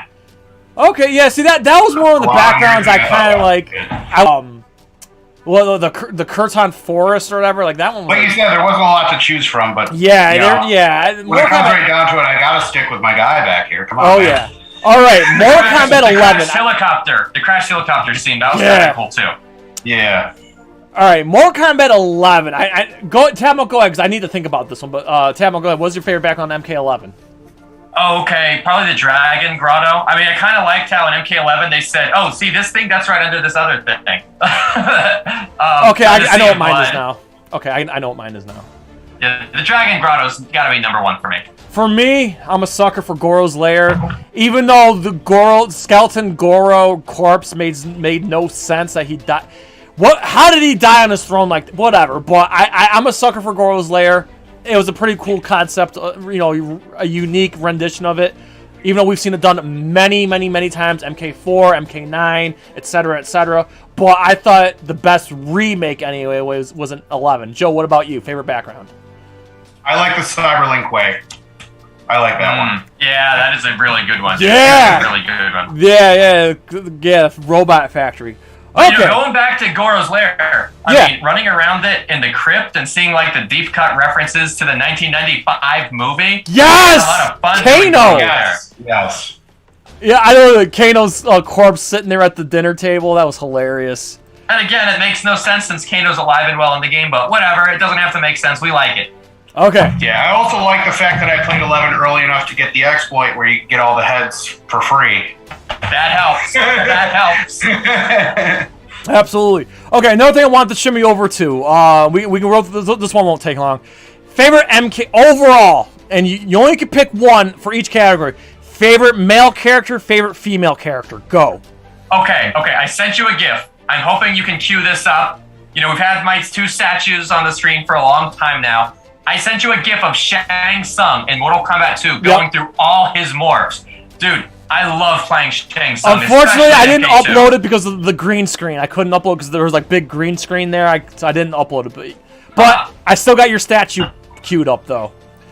Okay, well, I made that GIF, so sorry for making it green, but it was awesome because Shang Tsung can be every character in the game. When you're mixing it up, it's like, all right, I'm Baraka. Oh, now you're getting used to my fighting style? Okay, well, now I'm Sub-Zero, I'm doing a ground freeze, but you didn't see that one coming. Oh, you get used to that? Well, now I'm Raiden, and I'm suddenly teleporting behind you and foot sweeping you. He can just mix it up so much. I love that. And then favorite female character to play as, you know, for gameplay. Yep. It's probably Melina because, dude, she's so fast. She's lightning fast. Yep. Back, down, high kick, you know, forward, low kick. Yeah, I get it. Yeah, man. Hold high punch, then jump kick him and let go of that high punch. Yes! Size, like immediately. Yes! That's what's up. Right, so here's something. Yeah. I taught Catalin's son. So Catalin, you know, the OG Katana and Melina and Jade. Her son is old enough, so I was able to teach him how to do Melina's Fatality.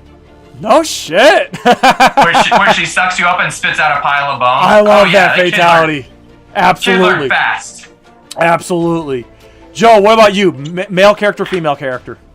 Is this across the entire spectrum? Yes. Okay. I'm going to have to go Fire and Ice. I'm going to have to go Scorpion for favorite male and Frost for favorite female. Oh, okay.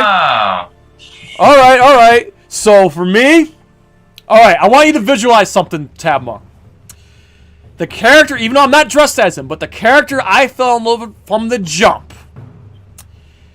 When you look at that, when you look at the original, I got it up there. I don't want to grab it. I'm too lazy to grab it. When you look at the original character select for MK1, which character stands out? To me, it was Raiden in that lightning background, the glowing eyes, and he's shouting, and he's got the lightning in the background. My favorite character of all time is Raiden. Even though I don't really like how he's been depicted in the newer games, but man, old school Raiden, Carlos Pesina Raiden, man. Raiden is my all-time favorite. Christopher Lambert took it to the next level. For me, it's Raiden. And my favorite female character should be no surprise to anybody, Katana. Katana, look at that. Yes. Would you say you're a big fan? Yeah, he's a fan of older women. Yes, big fan indeed. So yes. Careful with that. She's 10,000 years old, Jake. She doesn't look a day over 500. Exactly. And then finally, to top this all off, favorite Mortal Kombat game overall, man. Oh, man. It's so hard. I love MK2 to death. I think it's the GOAT, which you said earlier. Yep. I'm in 100% agreement with you on that. But there's something about MK Deception. They threw in so much cool stuff like Conquest Mode and Puzzle Combat and so many hidden things in the crypt. MK Deception is like the whole package, too. Those are my top 2 right there. Excellent. Joe, what about you? What's... Trilogy's my favorite. Yep. If I had to go close, very close second, it's MK11. Fair enough. Everyone knows MK2 is the GOAT for me. MK9's a close second. Because the story mode was good. But I just thought the gameplay was a good mesh between MK2 and MK3 as far as like combos and juggles and how it felt. Mortal Kombat 9's a close second, but for me, MK2 will always be the GOAT. Well, going back to Joe's point about MK11, something they did that was amazing there. Not only was story mode fun to watch, but then after the whole thing was done, they waited and then they came out with Aftermath, which had additional story mode in it. Like, that's unheard of. No games can do that. Fujin! Yes. And they released so many DLCs, like I said in the breakdown video that we did, is that it seemed like the game was released 5 times. Yes. Oh my God! Yeah, it's so this, true. And now another DLC and another DLC and another. Just kept going. Absolutely. So that was pretty cool. Okay, so I respect everybody's time, but man, there's so much more stuff I want to talk about. Tabmok, are you good on time, man? Yeah. Okay, perfect. Because this is something I really want to dive into. This is because you and I and Joe, we never got to talk about this. I figured this is a good transition. So, Mortal Kombat Battle of the Realms just recently came out on 4K Blu-ray and DVD. I just want to know, what was your, because I never seen what you've posted anything about it. So, what was your overall thoughts on Battle of the Realms? Oh, okay. For Battle of the Realms, I mean, I loved it. I thought it was like so much fun all the way around. I've seen reviews from people who kind of thought they dropped the ball somehow. Yeah, it's divided across the MK community. It's divided. It is. It's very divided because look, they made a lot of changes. They're not sticking to the script at all. They're making a lot of changes to the lore, and I love the Mortal Kombat lore. But overall, I love seeing the Mortal Kombat characters in different and unique situations and just seeing how things play out. And to me, one of the best parts of the whole movie was when Shao Kahn and Raiden appeared to the Elder Gods together. Yes. They're like, hey, we both agree. This is both what we want to do. We're on the same page on this. We want to have a final tournament. Like, that was never how they showed it happening before, and it was just incredible, especially Shao Kahn's attitude towards the Elder Gods. He didn't respect them at all. Yes, and I love that. That's funny. I'm glad you made that point, because there was a part where Raiden's like, hey, show some respect. Like, Make me. So, okay, I'll say this. I did like Scorpion's Revenge better. Okay, but I still really loved, I still really enjoyed Battle of the Realms. I'd give it about 7.5 out of 10, and I will say this for the record, I liked it more than the MK 2021 movie. My main gripe, and this is what kills it from, this is what killed the movie for me personally. I did not like the fact not only that they crammed in Shinnok, but they took Onaga's story, gave it to Shinnok, and then right after the tournament was over, also we get a kaiju battle with Shinnok, and I just didn't like how that was I could have done without the whole Wait a minute. You're the big kaiju fan? I thought you would go nuts over this stuff. Sometimes you just gotta keep your favorite recipes separate. Sometimes they don't, when they mix together, it ain't always taste good. Sometimes. Okay, fair enough. And it just took me out of it. Okay, maybe here's what I would have done. If they really were so adamant about throwing Shinnok in there, I probably would have preferred it that Scorpion and Sub-Zero took down Shinnok before any of that could happen, or something. Instead of like, hey, Liu Kang, the Elder Gods, we're gonna give you all of our powers. Go take care of this. Like, I just thought it was too much crammed in there.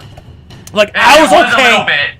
I was okay with them crammed. Like, yes, this was finally a proper media telling of MK2, the second tournament. We've never gotten that in the movie or anything. The retelling of Mortal Kombat 2, we've never gotten before.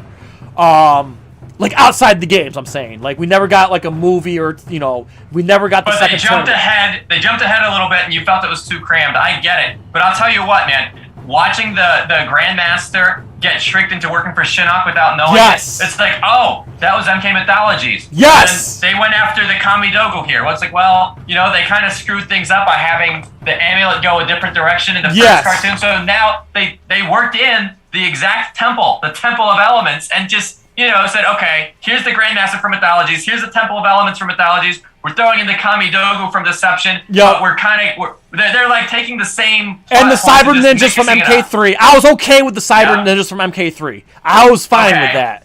That didn't bother me. It was just the whole Shinnok thing was just a tad too much.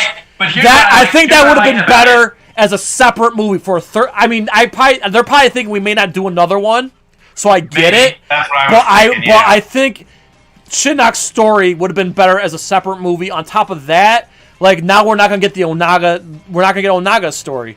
So here's what I like. Here's what I liked about it. This is what I think they did a good job. Yeah, okay, go ahead. Shinnok, if you look at MK9, like the very, very ending of MK9, Shinnok was shown like, okay, now we're ready to make our move. Here, they kind of planted the seeds that Shinnok was already cooking a little something up while Shao Kahn was doing his thing with the Elder Gods. And so it all came together. So after Shao Kahn was done with his thing, bam, that's when Shinnok makes his move.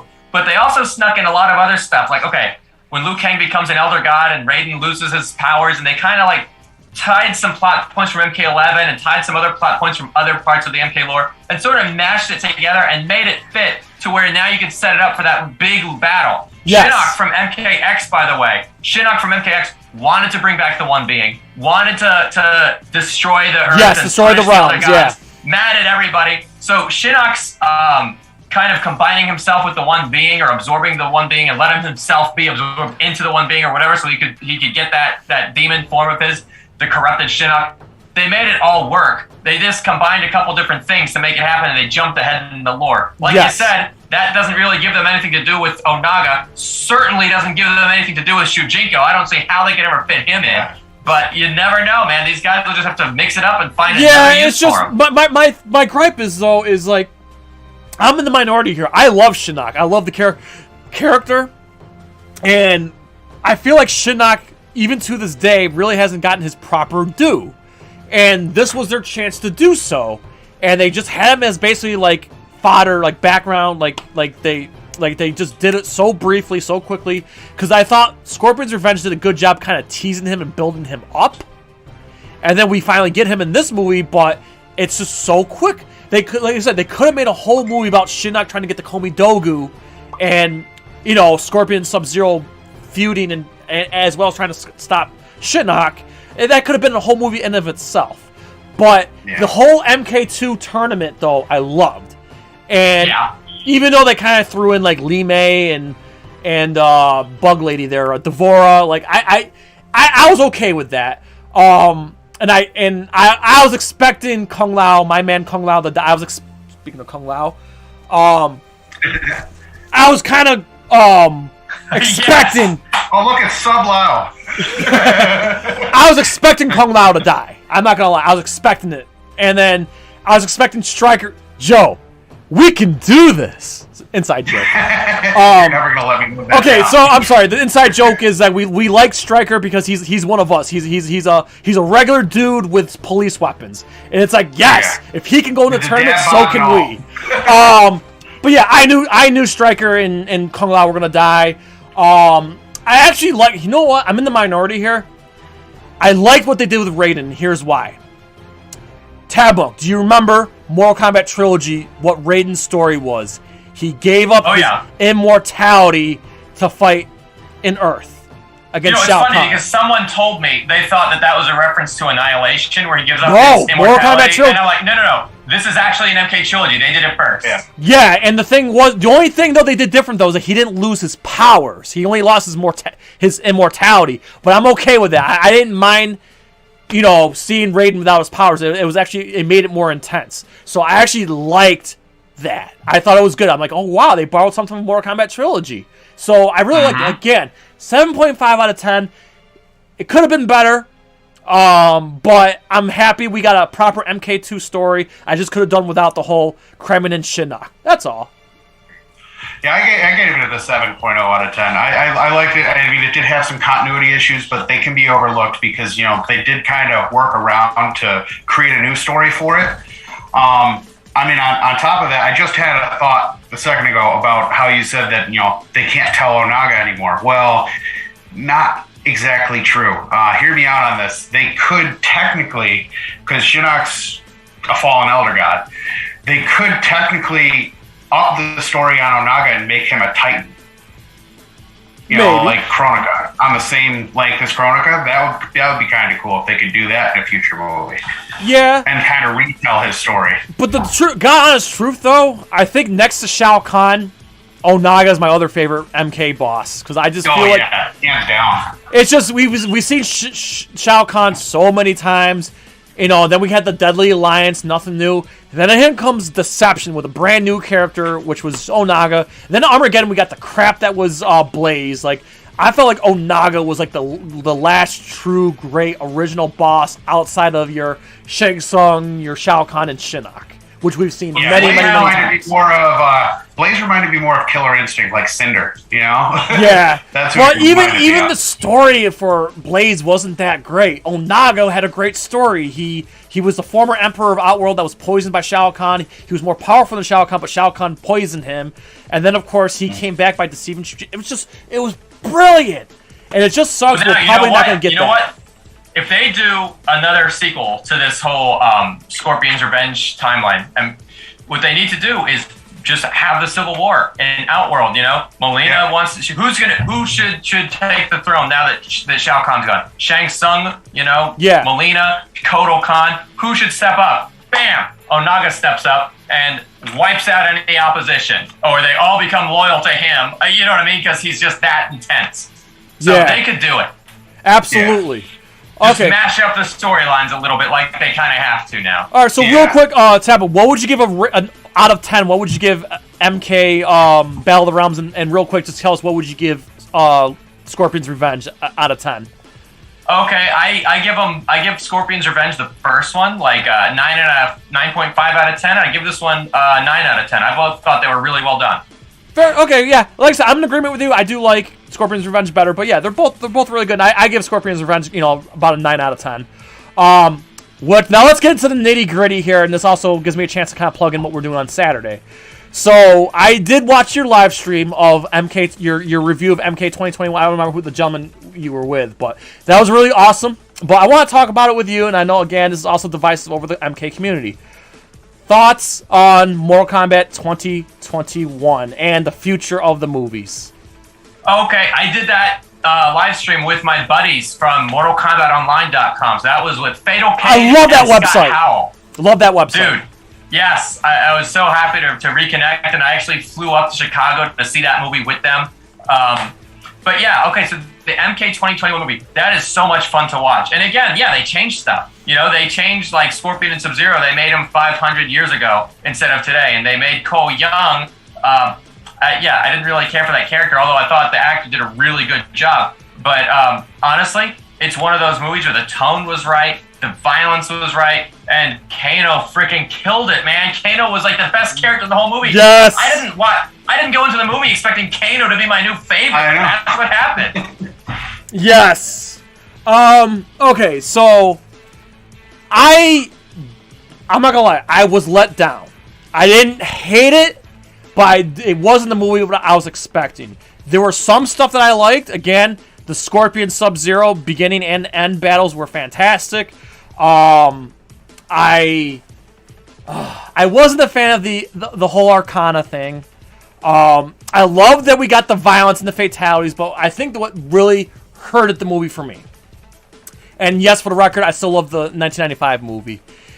They did Goro so dirty. Goro was the undefeated champion for 500 years, and all of a sudden he walks into a garage and gets chopped up by Cole. I was outraged. And then the fact that we didn't get at the end of the day, we actually didn't get an actual tournament really bothered me. But that was a 500-year champion, asshole. Yes! And I just, Joe, just from your perception, you were with me when we watched it. I didn't like it. Well, Joe, we watched it 3 in the morning when it dropped on HBO Max. Joe, just tell everybody what my reaction was when the movie Jesus, was... he went nuts. He literally stood up and screamed at the TV. What? This is how you do a 500-year champion? You know what? You know what the problem is? And I think I made this point somewhere else, but I'll say it again for you guys, and I think you'll agree with me. Yes. The same thing they did with Cole Young. They tried too hard to build him up and make him so central to the story when he wasn't. It's like the same thing they did with Devora in the games. They make her the killer of all these important characters that everybody loves. You can't have her kill off Melina and Scorpion and now Jared. Everyone's just going to resent her for it and saying she hasn't earned her place. And they did the exact same thing with Cole Young. Dude, what are you doing? This is not how you write new characters. I love Louis Tan. I'm a huge fan of him. He's great. He's a great actor. He sold it. But not just that, but this movie didn't really... His martial arts skills is a lot better than what we saw in the movie. He is legit. If you watch him on Twitter, the guy can fight really freaking good. And I just wish didn't Anthony Marquez make the exact same point about Max Huang? Yeah. Like, all these martial artists in the movie were sort of underutilized because they're all capable of so much they're more. all really good. And Max Huang also was one of Jackie Chan's, part of the Jackie Chan stunt team. Which brings me to something I want to shamelessly plug real quick for those who are just tuning in. Tomorrow night, we're going to be doing the first ever NerdCage fight critiques where Mark, bring in a expert martial artist to critique movie fights. First time ever doing this, and guess what?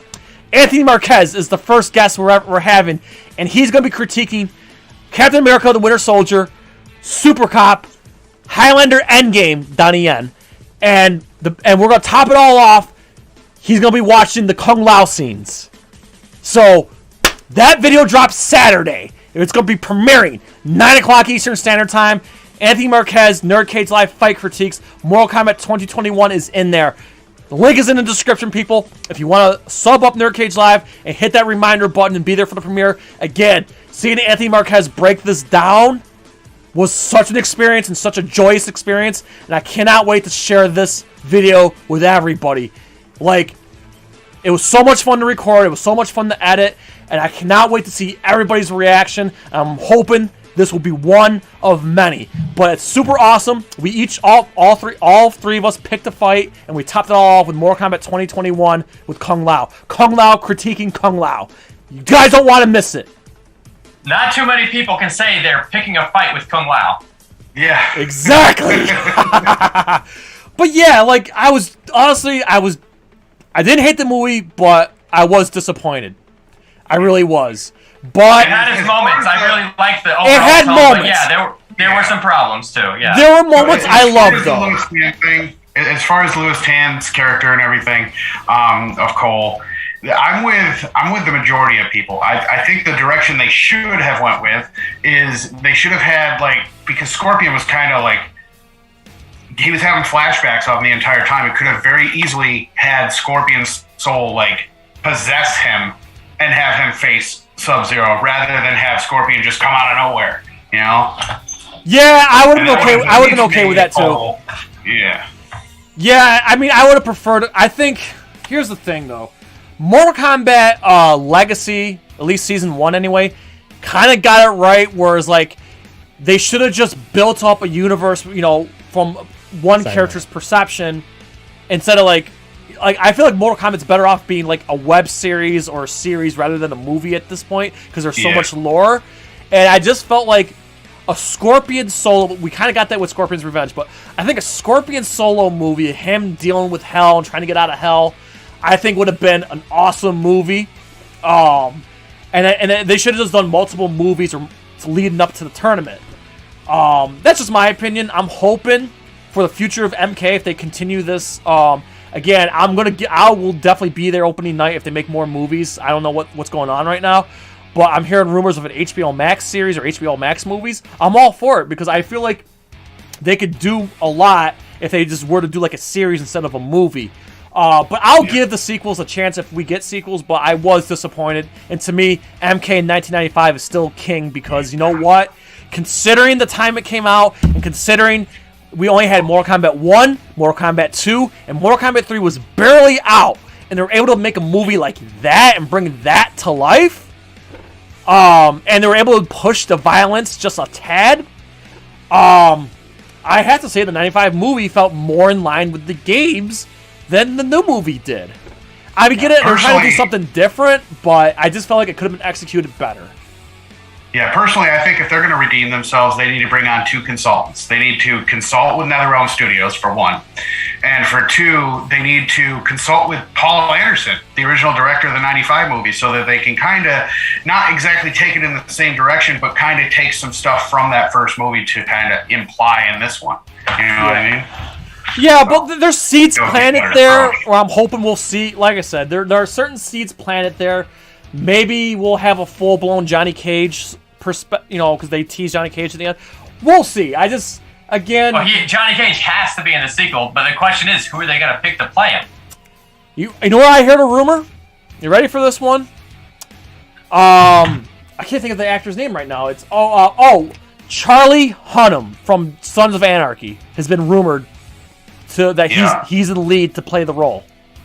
him, or they also remember The Miz, which Jay hated. No! Ed Boone's been tweeting that one a lot. I don't know. He tweeted something else too. He just tweeted some guy that cosplayed him and looked exactly like the MK11 Johnny Cage. And then who else was rumored? Oh, Ryan Reynolds. I say no to both of those, but I mean, I'll give the Miz the chance to prove me wrong. But I don't know. I thought Lyndon Ashby got it right, and I like the fact that he was kind of like unknown, sorta. Yeah. By the way, I'm sure Tabmok knows this, but originally it was going to be Brandon Lee, but obviously the Crow happened. But like, Lyndon Ashby did an admirable job, and maybe what we need is an unknown to play Johnny Cage. But if I had, I think if they could make him up, the voice actor that did Johnny Cage in MK11 wouldn't be too bad if they could make him up to look like Johnny Cage. He'd still have the same voice and everything. Yeah. No, I think that would be kind of cool, but I don't know his acting skills when it comes to acting. That's it. Voice actors are not actors, and that's the problem there. What you just said there. I know there's a lot of people. Some weird CG thing where they like make it some guy in a mocap suit and they just have a CG. Yeah. I mean, who knows? But who knows these days? I'll give it a chance. But I gave the movie a 6.5 out of 10 just because my like hype train, like hype level was like way above my head, and I was brought down. I was deflated. I give it a 6. I didn't like it. Yeah. I mean, I didn't hate Who was your favorite character from the movie, guys? Honestly, Joe Towson was perfect. Personality-wise, I'd have to say Kano. If you're going with the Flash and the martial arts, I'd have to say Kung Lao. I thought Joe Towson was perfect. I love Joe Towson as Sub-Zero. I'm a huge fan of the Raid. So for me, it was Joe Towson, then Max Huang, and then Kano for me. And Joe Towson signed like a 5-picture deal. So if there's sequels, man, he's gonna be in all of them. So who do you think he'll be? Do you think he'll be Kwai Lang, the younger Sub-Zero, or do you think he'll be Noob Saibot? Probably Noob Saibot, yeah. Yeah. Yeah, I was thinking that they kind of hinted towards that when they kind of Death is another dimension. Turned him into that stuff when Shang Tsung kind of took him back. He took a lot of people back, which kind of makes me think that they can bring those characters back that he took. You know what I mean? Tabmok, just say it. Nobody really dies in Mortal Kombat. Exactly. They find a way to bring him back somehow, whether if it's Kung Lao faking his death or Johnny Cage. Johnny Cage gets resurrected. He goes to heaven and gets resurrected. Like, it happens. So, you know, the reason why there's 2 Sub-Zeros is because of that exact reason. Like, nobody dies in Mortal Kombat. So they said, okay, well, look, the first Sub-Zero did die. This is just his younger brother. Yeah. And it became a whole thing. They could have figured out any number of ways to bring back Sub-Zero in the second game. They just used the younger brother story. And now, look at that in the modern era. That's taken on such a new twist. Yeah. Absolutely. Like, watching Sub-Zero's story unfold over all the games has just been so amazing. Yeah. Absolutely. Oh, just looking at the chat right now. Good night, Paul. Thanks for coming in. Okay, so I figured we're getting close to 10 o'clock here, so we'll dive into one topic that I know you want to talk about, and let's talk MK collectibles with a K. Collectibles. Yes.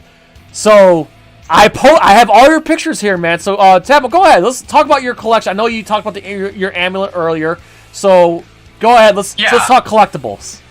Okay, I guess we could start with the comics. I freaking love the Mortal Kombat comics. I have a notebook full of them. I showed you a picture of them. Yep, I got it. Basically, there's the official Midway comics by John Tobias. There's the Malibu comics. And, you know, there's other, like, even rarer, more obscure comics that have been released, like, in different parts of the world. But those are the main ones up until the days of the MKX comics that we got. Yeah. Yeah, there it is. Dude, yeah, what I did was I took, like, an ad for the comics and slipped them in the front cover of the notebooks, so I know what everything is. Yeah. I freaking love these collections, and I've got every single issue, and I read them all. Absolutely. We got, the Malibu comics were really cool. I enjoyed the MKX comics. The only problem is I bought them digitally. I never bought the physical one, so I kind of regret that. But yeah, the comics are so cool. Now, if you go on eBay, for those who don't know, if you go on eBay, whoo! They're expensive. Things have really gone up. They have gone up a lot. But man, you know what my favorite because I'm biased because I love Katana. I love the artwork of the one that's got Katana and Melina on the cover.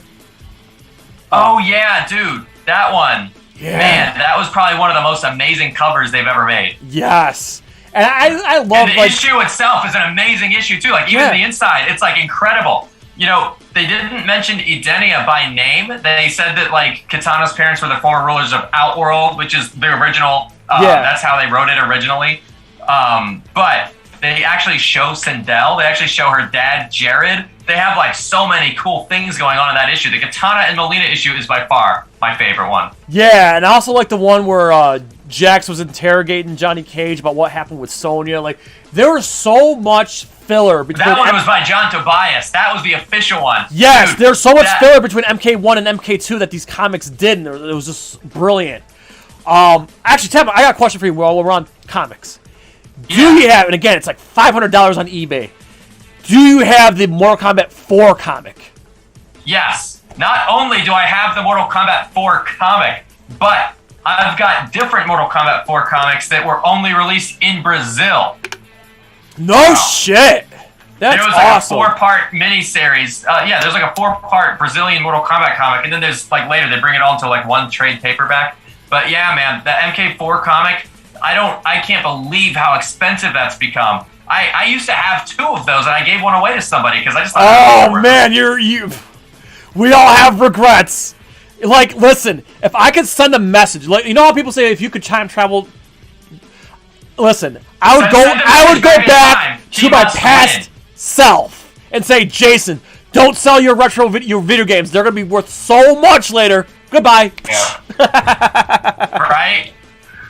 You'll be wondering how much later. I don't have forever.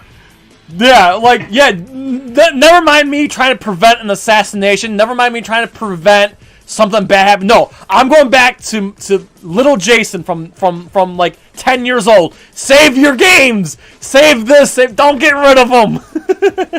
You will regret it. Yeah, wait till 2021, then sell them. Exactly. But yeah, man, the MK4 comic is so goddamn dope, and it's just a damn shame it's so goddamn expensive, man.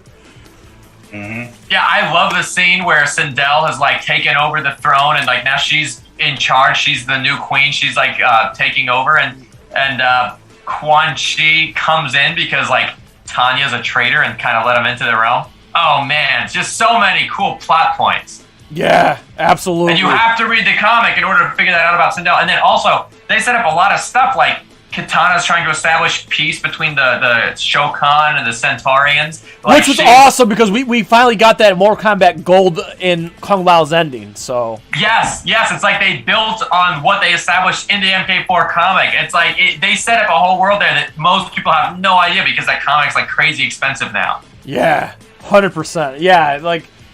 Man, if only they could re-release those comics, but I don't know if there's like a rights issue or like, obviously like Malibu, like... Man, if there's a way to like re-release those, man, like, oh, I would love.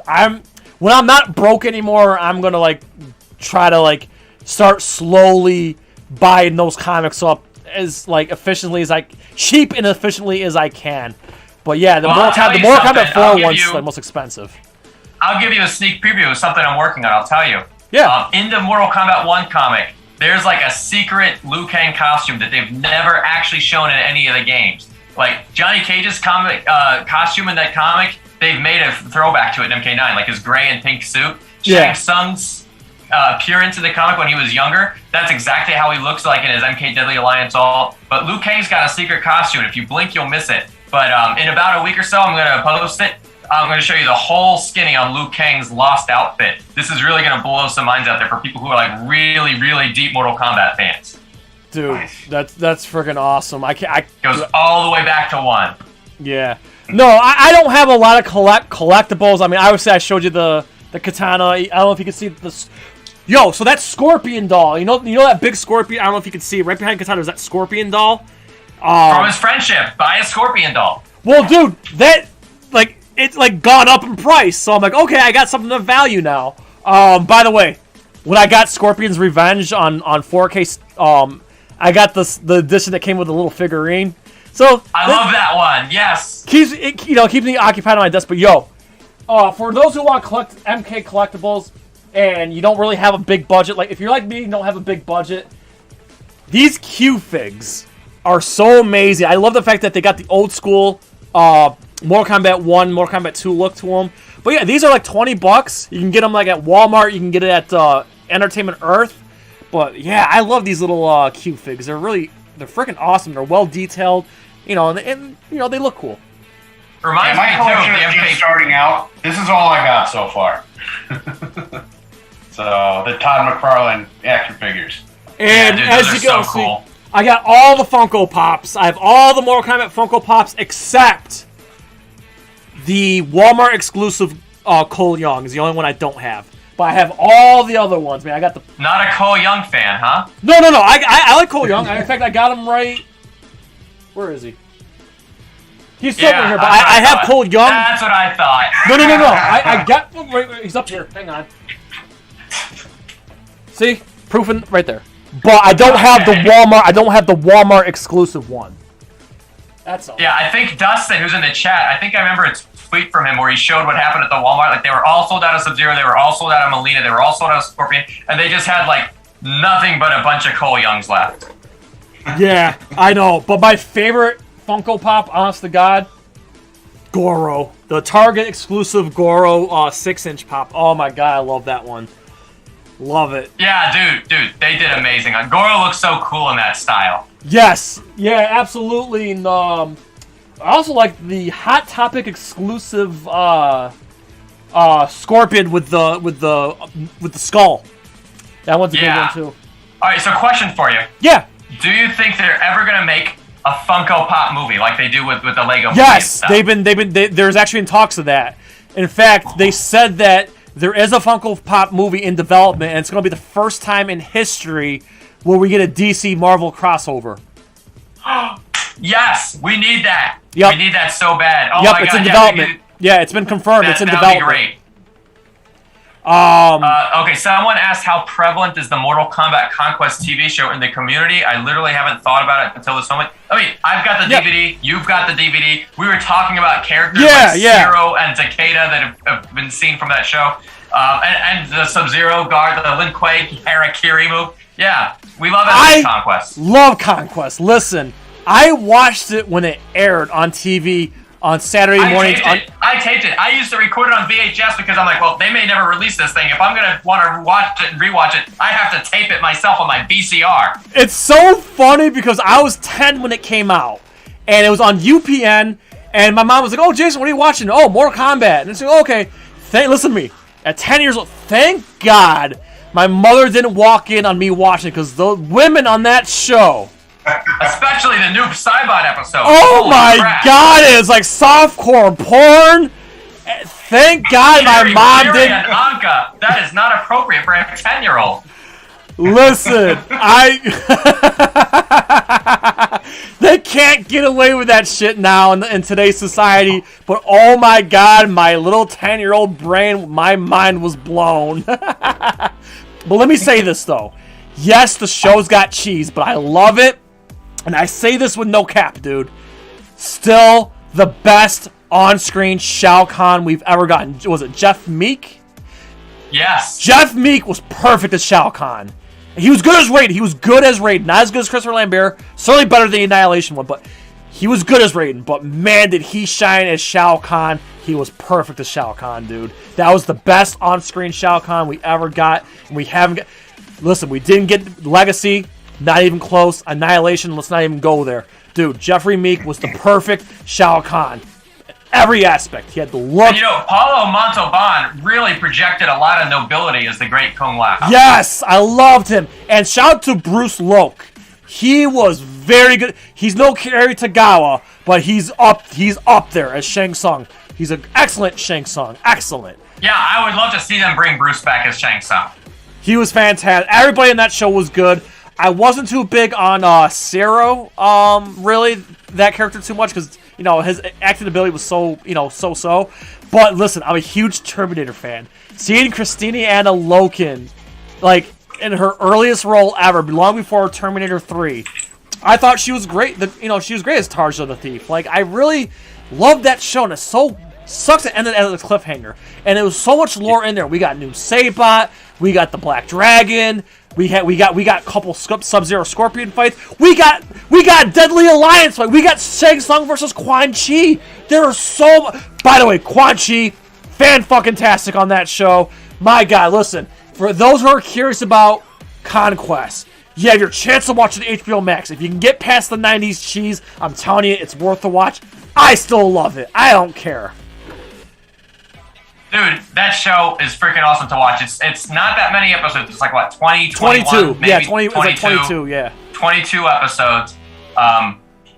Okay, yeah, they left it on a cliffhanger, but here's something. Maybe you knew this, maybe you didn't. On the official Mortal Kombat website, there was like a timeline that they posted saying, this is what happens at MK Conquest, here's what happens in between, leading up to the movies, like here's everything that happened in the middle, so you guys get caught up to speed. Alright, spill it, I wanna know, I don't care, spoilers ahead, go ahead, I wanna know. Okay, so they did the whole thing where, I guess, Kung Lao got killed by Goro. Yeah, I figured that was gonna happen. Like that was obvious. But how did like Raiden like survive that encounter with Shao Kahn at the end? Okay, I'm gonna post a link right here. So this won't work for anybody unless you still have Flash Player somehow on your computer. But I have it on my computer, so I'll read it to you right now. I'll tell you. Yeah. Let's see here. Yeah, just read it off to me, and then we can call it a night. And then, yeah. Okay. So here's what happens at the end of MK Conquest. I'm going to skip ahead to that part. Shao Kahn sends the Shadow Priest to hunt down prey. Yes. The Shadow Priest commenced the slaughtering. Yep. Omegas shows the Earthrealm warriors the way to their death. Okay. Then we've got the Elder Gods intercede on Khan's treachery, restoring Earthrealm as it was. Shang Tsung forms an alliance with Goro to dominate the tournament. Kung Lao versus Goro, we know how that ends. Yep. And then they jump all the way to the MK movie where Liu Kang's brother is killed by Shang Tsung. And I'll take screenshots of that and I'll send it to you later. Okay, cool. Yeah, man, the show was good. It's just okay. I'll just add this: if you're a fan of Highlander, the TV show, fan of Hercules: The Legendary Journeys, and Xena Warrior, that same vibe. And I'll say it really is. It's like they shot it with the same camera on the same set or something. I don't know what it is, but that's exactly how it comes across. Yeah. But it's good. It's a guilty pleasure, and I love it. And I like it more. It's way better than Annihilation. I even take it over 2021. I'll definitely take it over Legacy Season 2. Yeah, to me, it's accurate. If you're a true old school Mortal Kombat fan and you're familiar with the lore, it's really good. Oh yeah, we also got Reiko too. Like there's so many characters that we get from that show. But yeah, it was just bloody freaking fantastic. And man, well, we didn't talk about Defenders of the Realm. We didn't talk about The Journey Begins. What did you guys think about that stuff? Okay, Journey Begins, booty sauce. By the way, if you have the Blu-ray to Mortal Kombat, it's there as an extra feature. Now, Defenders of the Realm, again, I was ripe. I was 10 years old when it came out. At first, I loved it because it was the first time we got this was before Annihilation. This was a sequel to the first movie. Retold a little bit differently, but it's still a sequel. Watching it as an adult, I loved it as a kid, not as an adult. What about the Old Friends Never Die episode? That one still holds up, right? The one with Smoke? Yes, that was good. They did a good job depicting Smoke. You're right. I'll give them that. That one episode all the way through, like with the whole stuff with Oniro, the little practice tournament where like Stryker is shooting with a gun and Sub-Zero said he could do better. It's like, prove it. I can do it with my eyes closed. He puts on a blindfold and he starts like freezing things and he just does it. Yeah. Everything about that episode just like kicked ass. Yeah, I'm gonna have to rewatch it. It's been years, but like I said, I loved it as a kid. But upon my last rewatch was years ago, not so much. But again, it was on USA. Kids. The Dragon Jets were and all that stuff. It was pretty corny, but that one episode stands out. Like, what did they do different for that one episode? They took on a whole different tone. I can't explain it. Everything about the rest of the show is pretty cheesy. And fun fact that it was Quan Chi's first appearance ever in any form of Mortal Kombat media, games or movies or TV shows. It was Quan Chi's first appearance was actually in Defenders of the Realm. Yeah, that was how I got my start. That was the first time my name appeared like on a Mortal Kombat fan site. Was I wrote into TRMK saying, "Hey, I know who this new character is that you guys are all wondering about. His name's Quan Chi, and he was on the cartoon series." Yeah. Yeah, I actually sent in a news lead to the Realm of Mortal Kombat site, and they printed it. And right. they ran with it. I used to love that web. I used to love that website. Yeah, it's freaking awesome. Yeah. All right. So listen, it's 10 o'clock now. So okay, I'm gonna put you on the spot, Tabmok. I had an absolute blast with you. This was a real. Would you like to come back on NerdCage? Yes, I would like to come back again. Okay, I had to put you on the spot. Everybody, right? Yeah, I asked that to everybody, but you know what? This was hella fun. So before we go, Tabmok, go ahead, plug yourself in, and all your links are in the description. Go ahead and plug yourself in, man. Okay, hey, thanks. You guys know my username, Tabmok99. It's easy to find me. I'm on youtube.com/Tabmok99. I'm basically always making Mortal Kombat videos. I love to do these deep dives on the Mortal Kombat lore. If you follow me on Twitter or Instagram at Tabmok99, pretty much everything I write about is Mortal Kombat, everything I post about. I don't post about, like, my opinions on politics. I don't post about, like, what kind of food I'm eating. It's Mortal Kombat all the time with me. So that's how you can find me. Amen. Again, link in the description. All of NerdCage Nation, man. I know your fans came in, but NerdCage Nation, sub this man up. You will love his content. You'll love his style and his dry humor, and he knows a lot. Again, I learned a few things today. He'll educate you, and it's fun. His lore minutes, his everything else, dude. This dude is the man, and I'm so happy we finally got to collab, dude. Dude, this has been friggin' awesome. And also, not only that he's on YouTube, follow him on Twitter, Instagram, he Twitches. Yeah, check this man out. Again, it was a huge honor having you on. So, real quick, Joe, plug in. What do we got going on this week, Joe? Start with Friday. What do we got going on tomorrow night? Alrighty, tomorrow night we have the queen herself, Lia Montelongo. Yes. So, link is in the description. If you don't want to miss it, sub us up, ring that bell. Yes, we're going to do a live Q&A.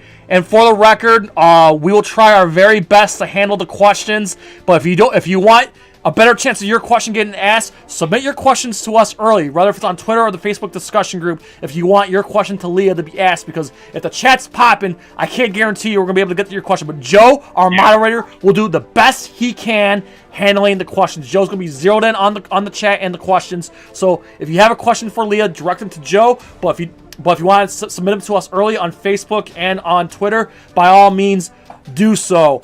And then, of course, Saturday, NerdCage live fight critiques with Anthony Marquez. That's going to be it's a recorded video, but it's going to be premiering Saturday night. I hope everybody can make it, because hearing Master Anthony Marquez talk about these movie fight scenes with Captain America, Donnie Yen, and of course Max Juan in Mortal Kombat 2021, he points out the flaws and what's good, what's awesome, and everything else. And it's just a real joyous experience. You guys are going to love this freaking video. Premiering Saturday night, 9 o'clock Eastern Standard Time, Saturday. Link is in the description. Please, please, please, for all those NerdCage Nation, I hope you guys can watch it. And if you're part of Tabmok99 MK community, I hope you sub up NerdCage Live, and I hope you'll be able to watch, join both of our live stream tomorrow, and of course the video premiere on Saturday. So again, thank you so much for all who, Joe, kill that, get that troll hammer out. Got it, I already got it. Hey, thank you, Joe. Thank you, yes, Jay. He Thank shall you both come. for having me on. You guys are awesome. Yes, thank you so much, Mr. Tabmok. So before we go, we please ask you to like, comment, subscribe, ring that bell, and spread that shit like the Outworld Empire. So the USA, from Syracuse, New York, to Florida, to all of our friends and fans around the world at NerdCage Live, and of course Tabmok99. Of course, as always, enjoy life, stay safe, and good night. Peace. Hi.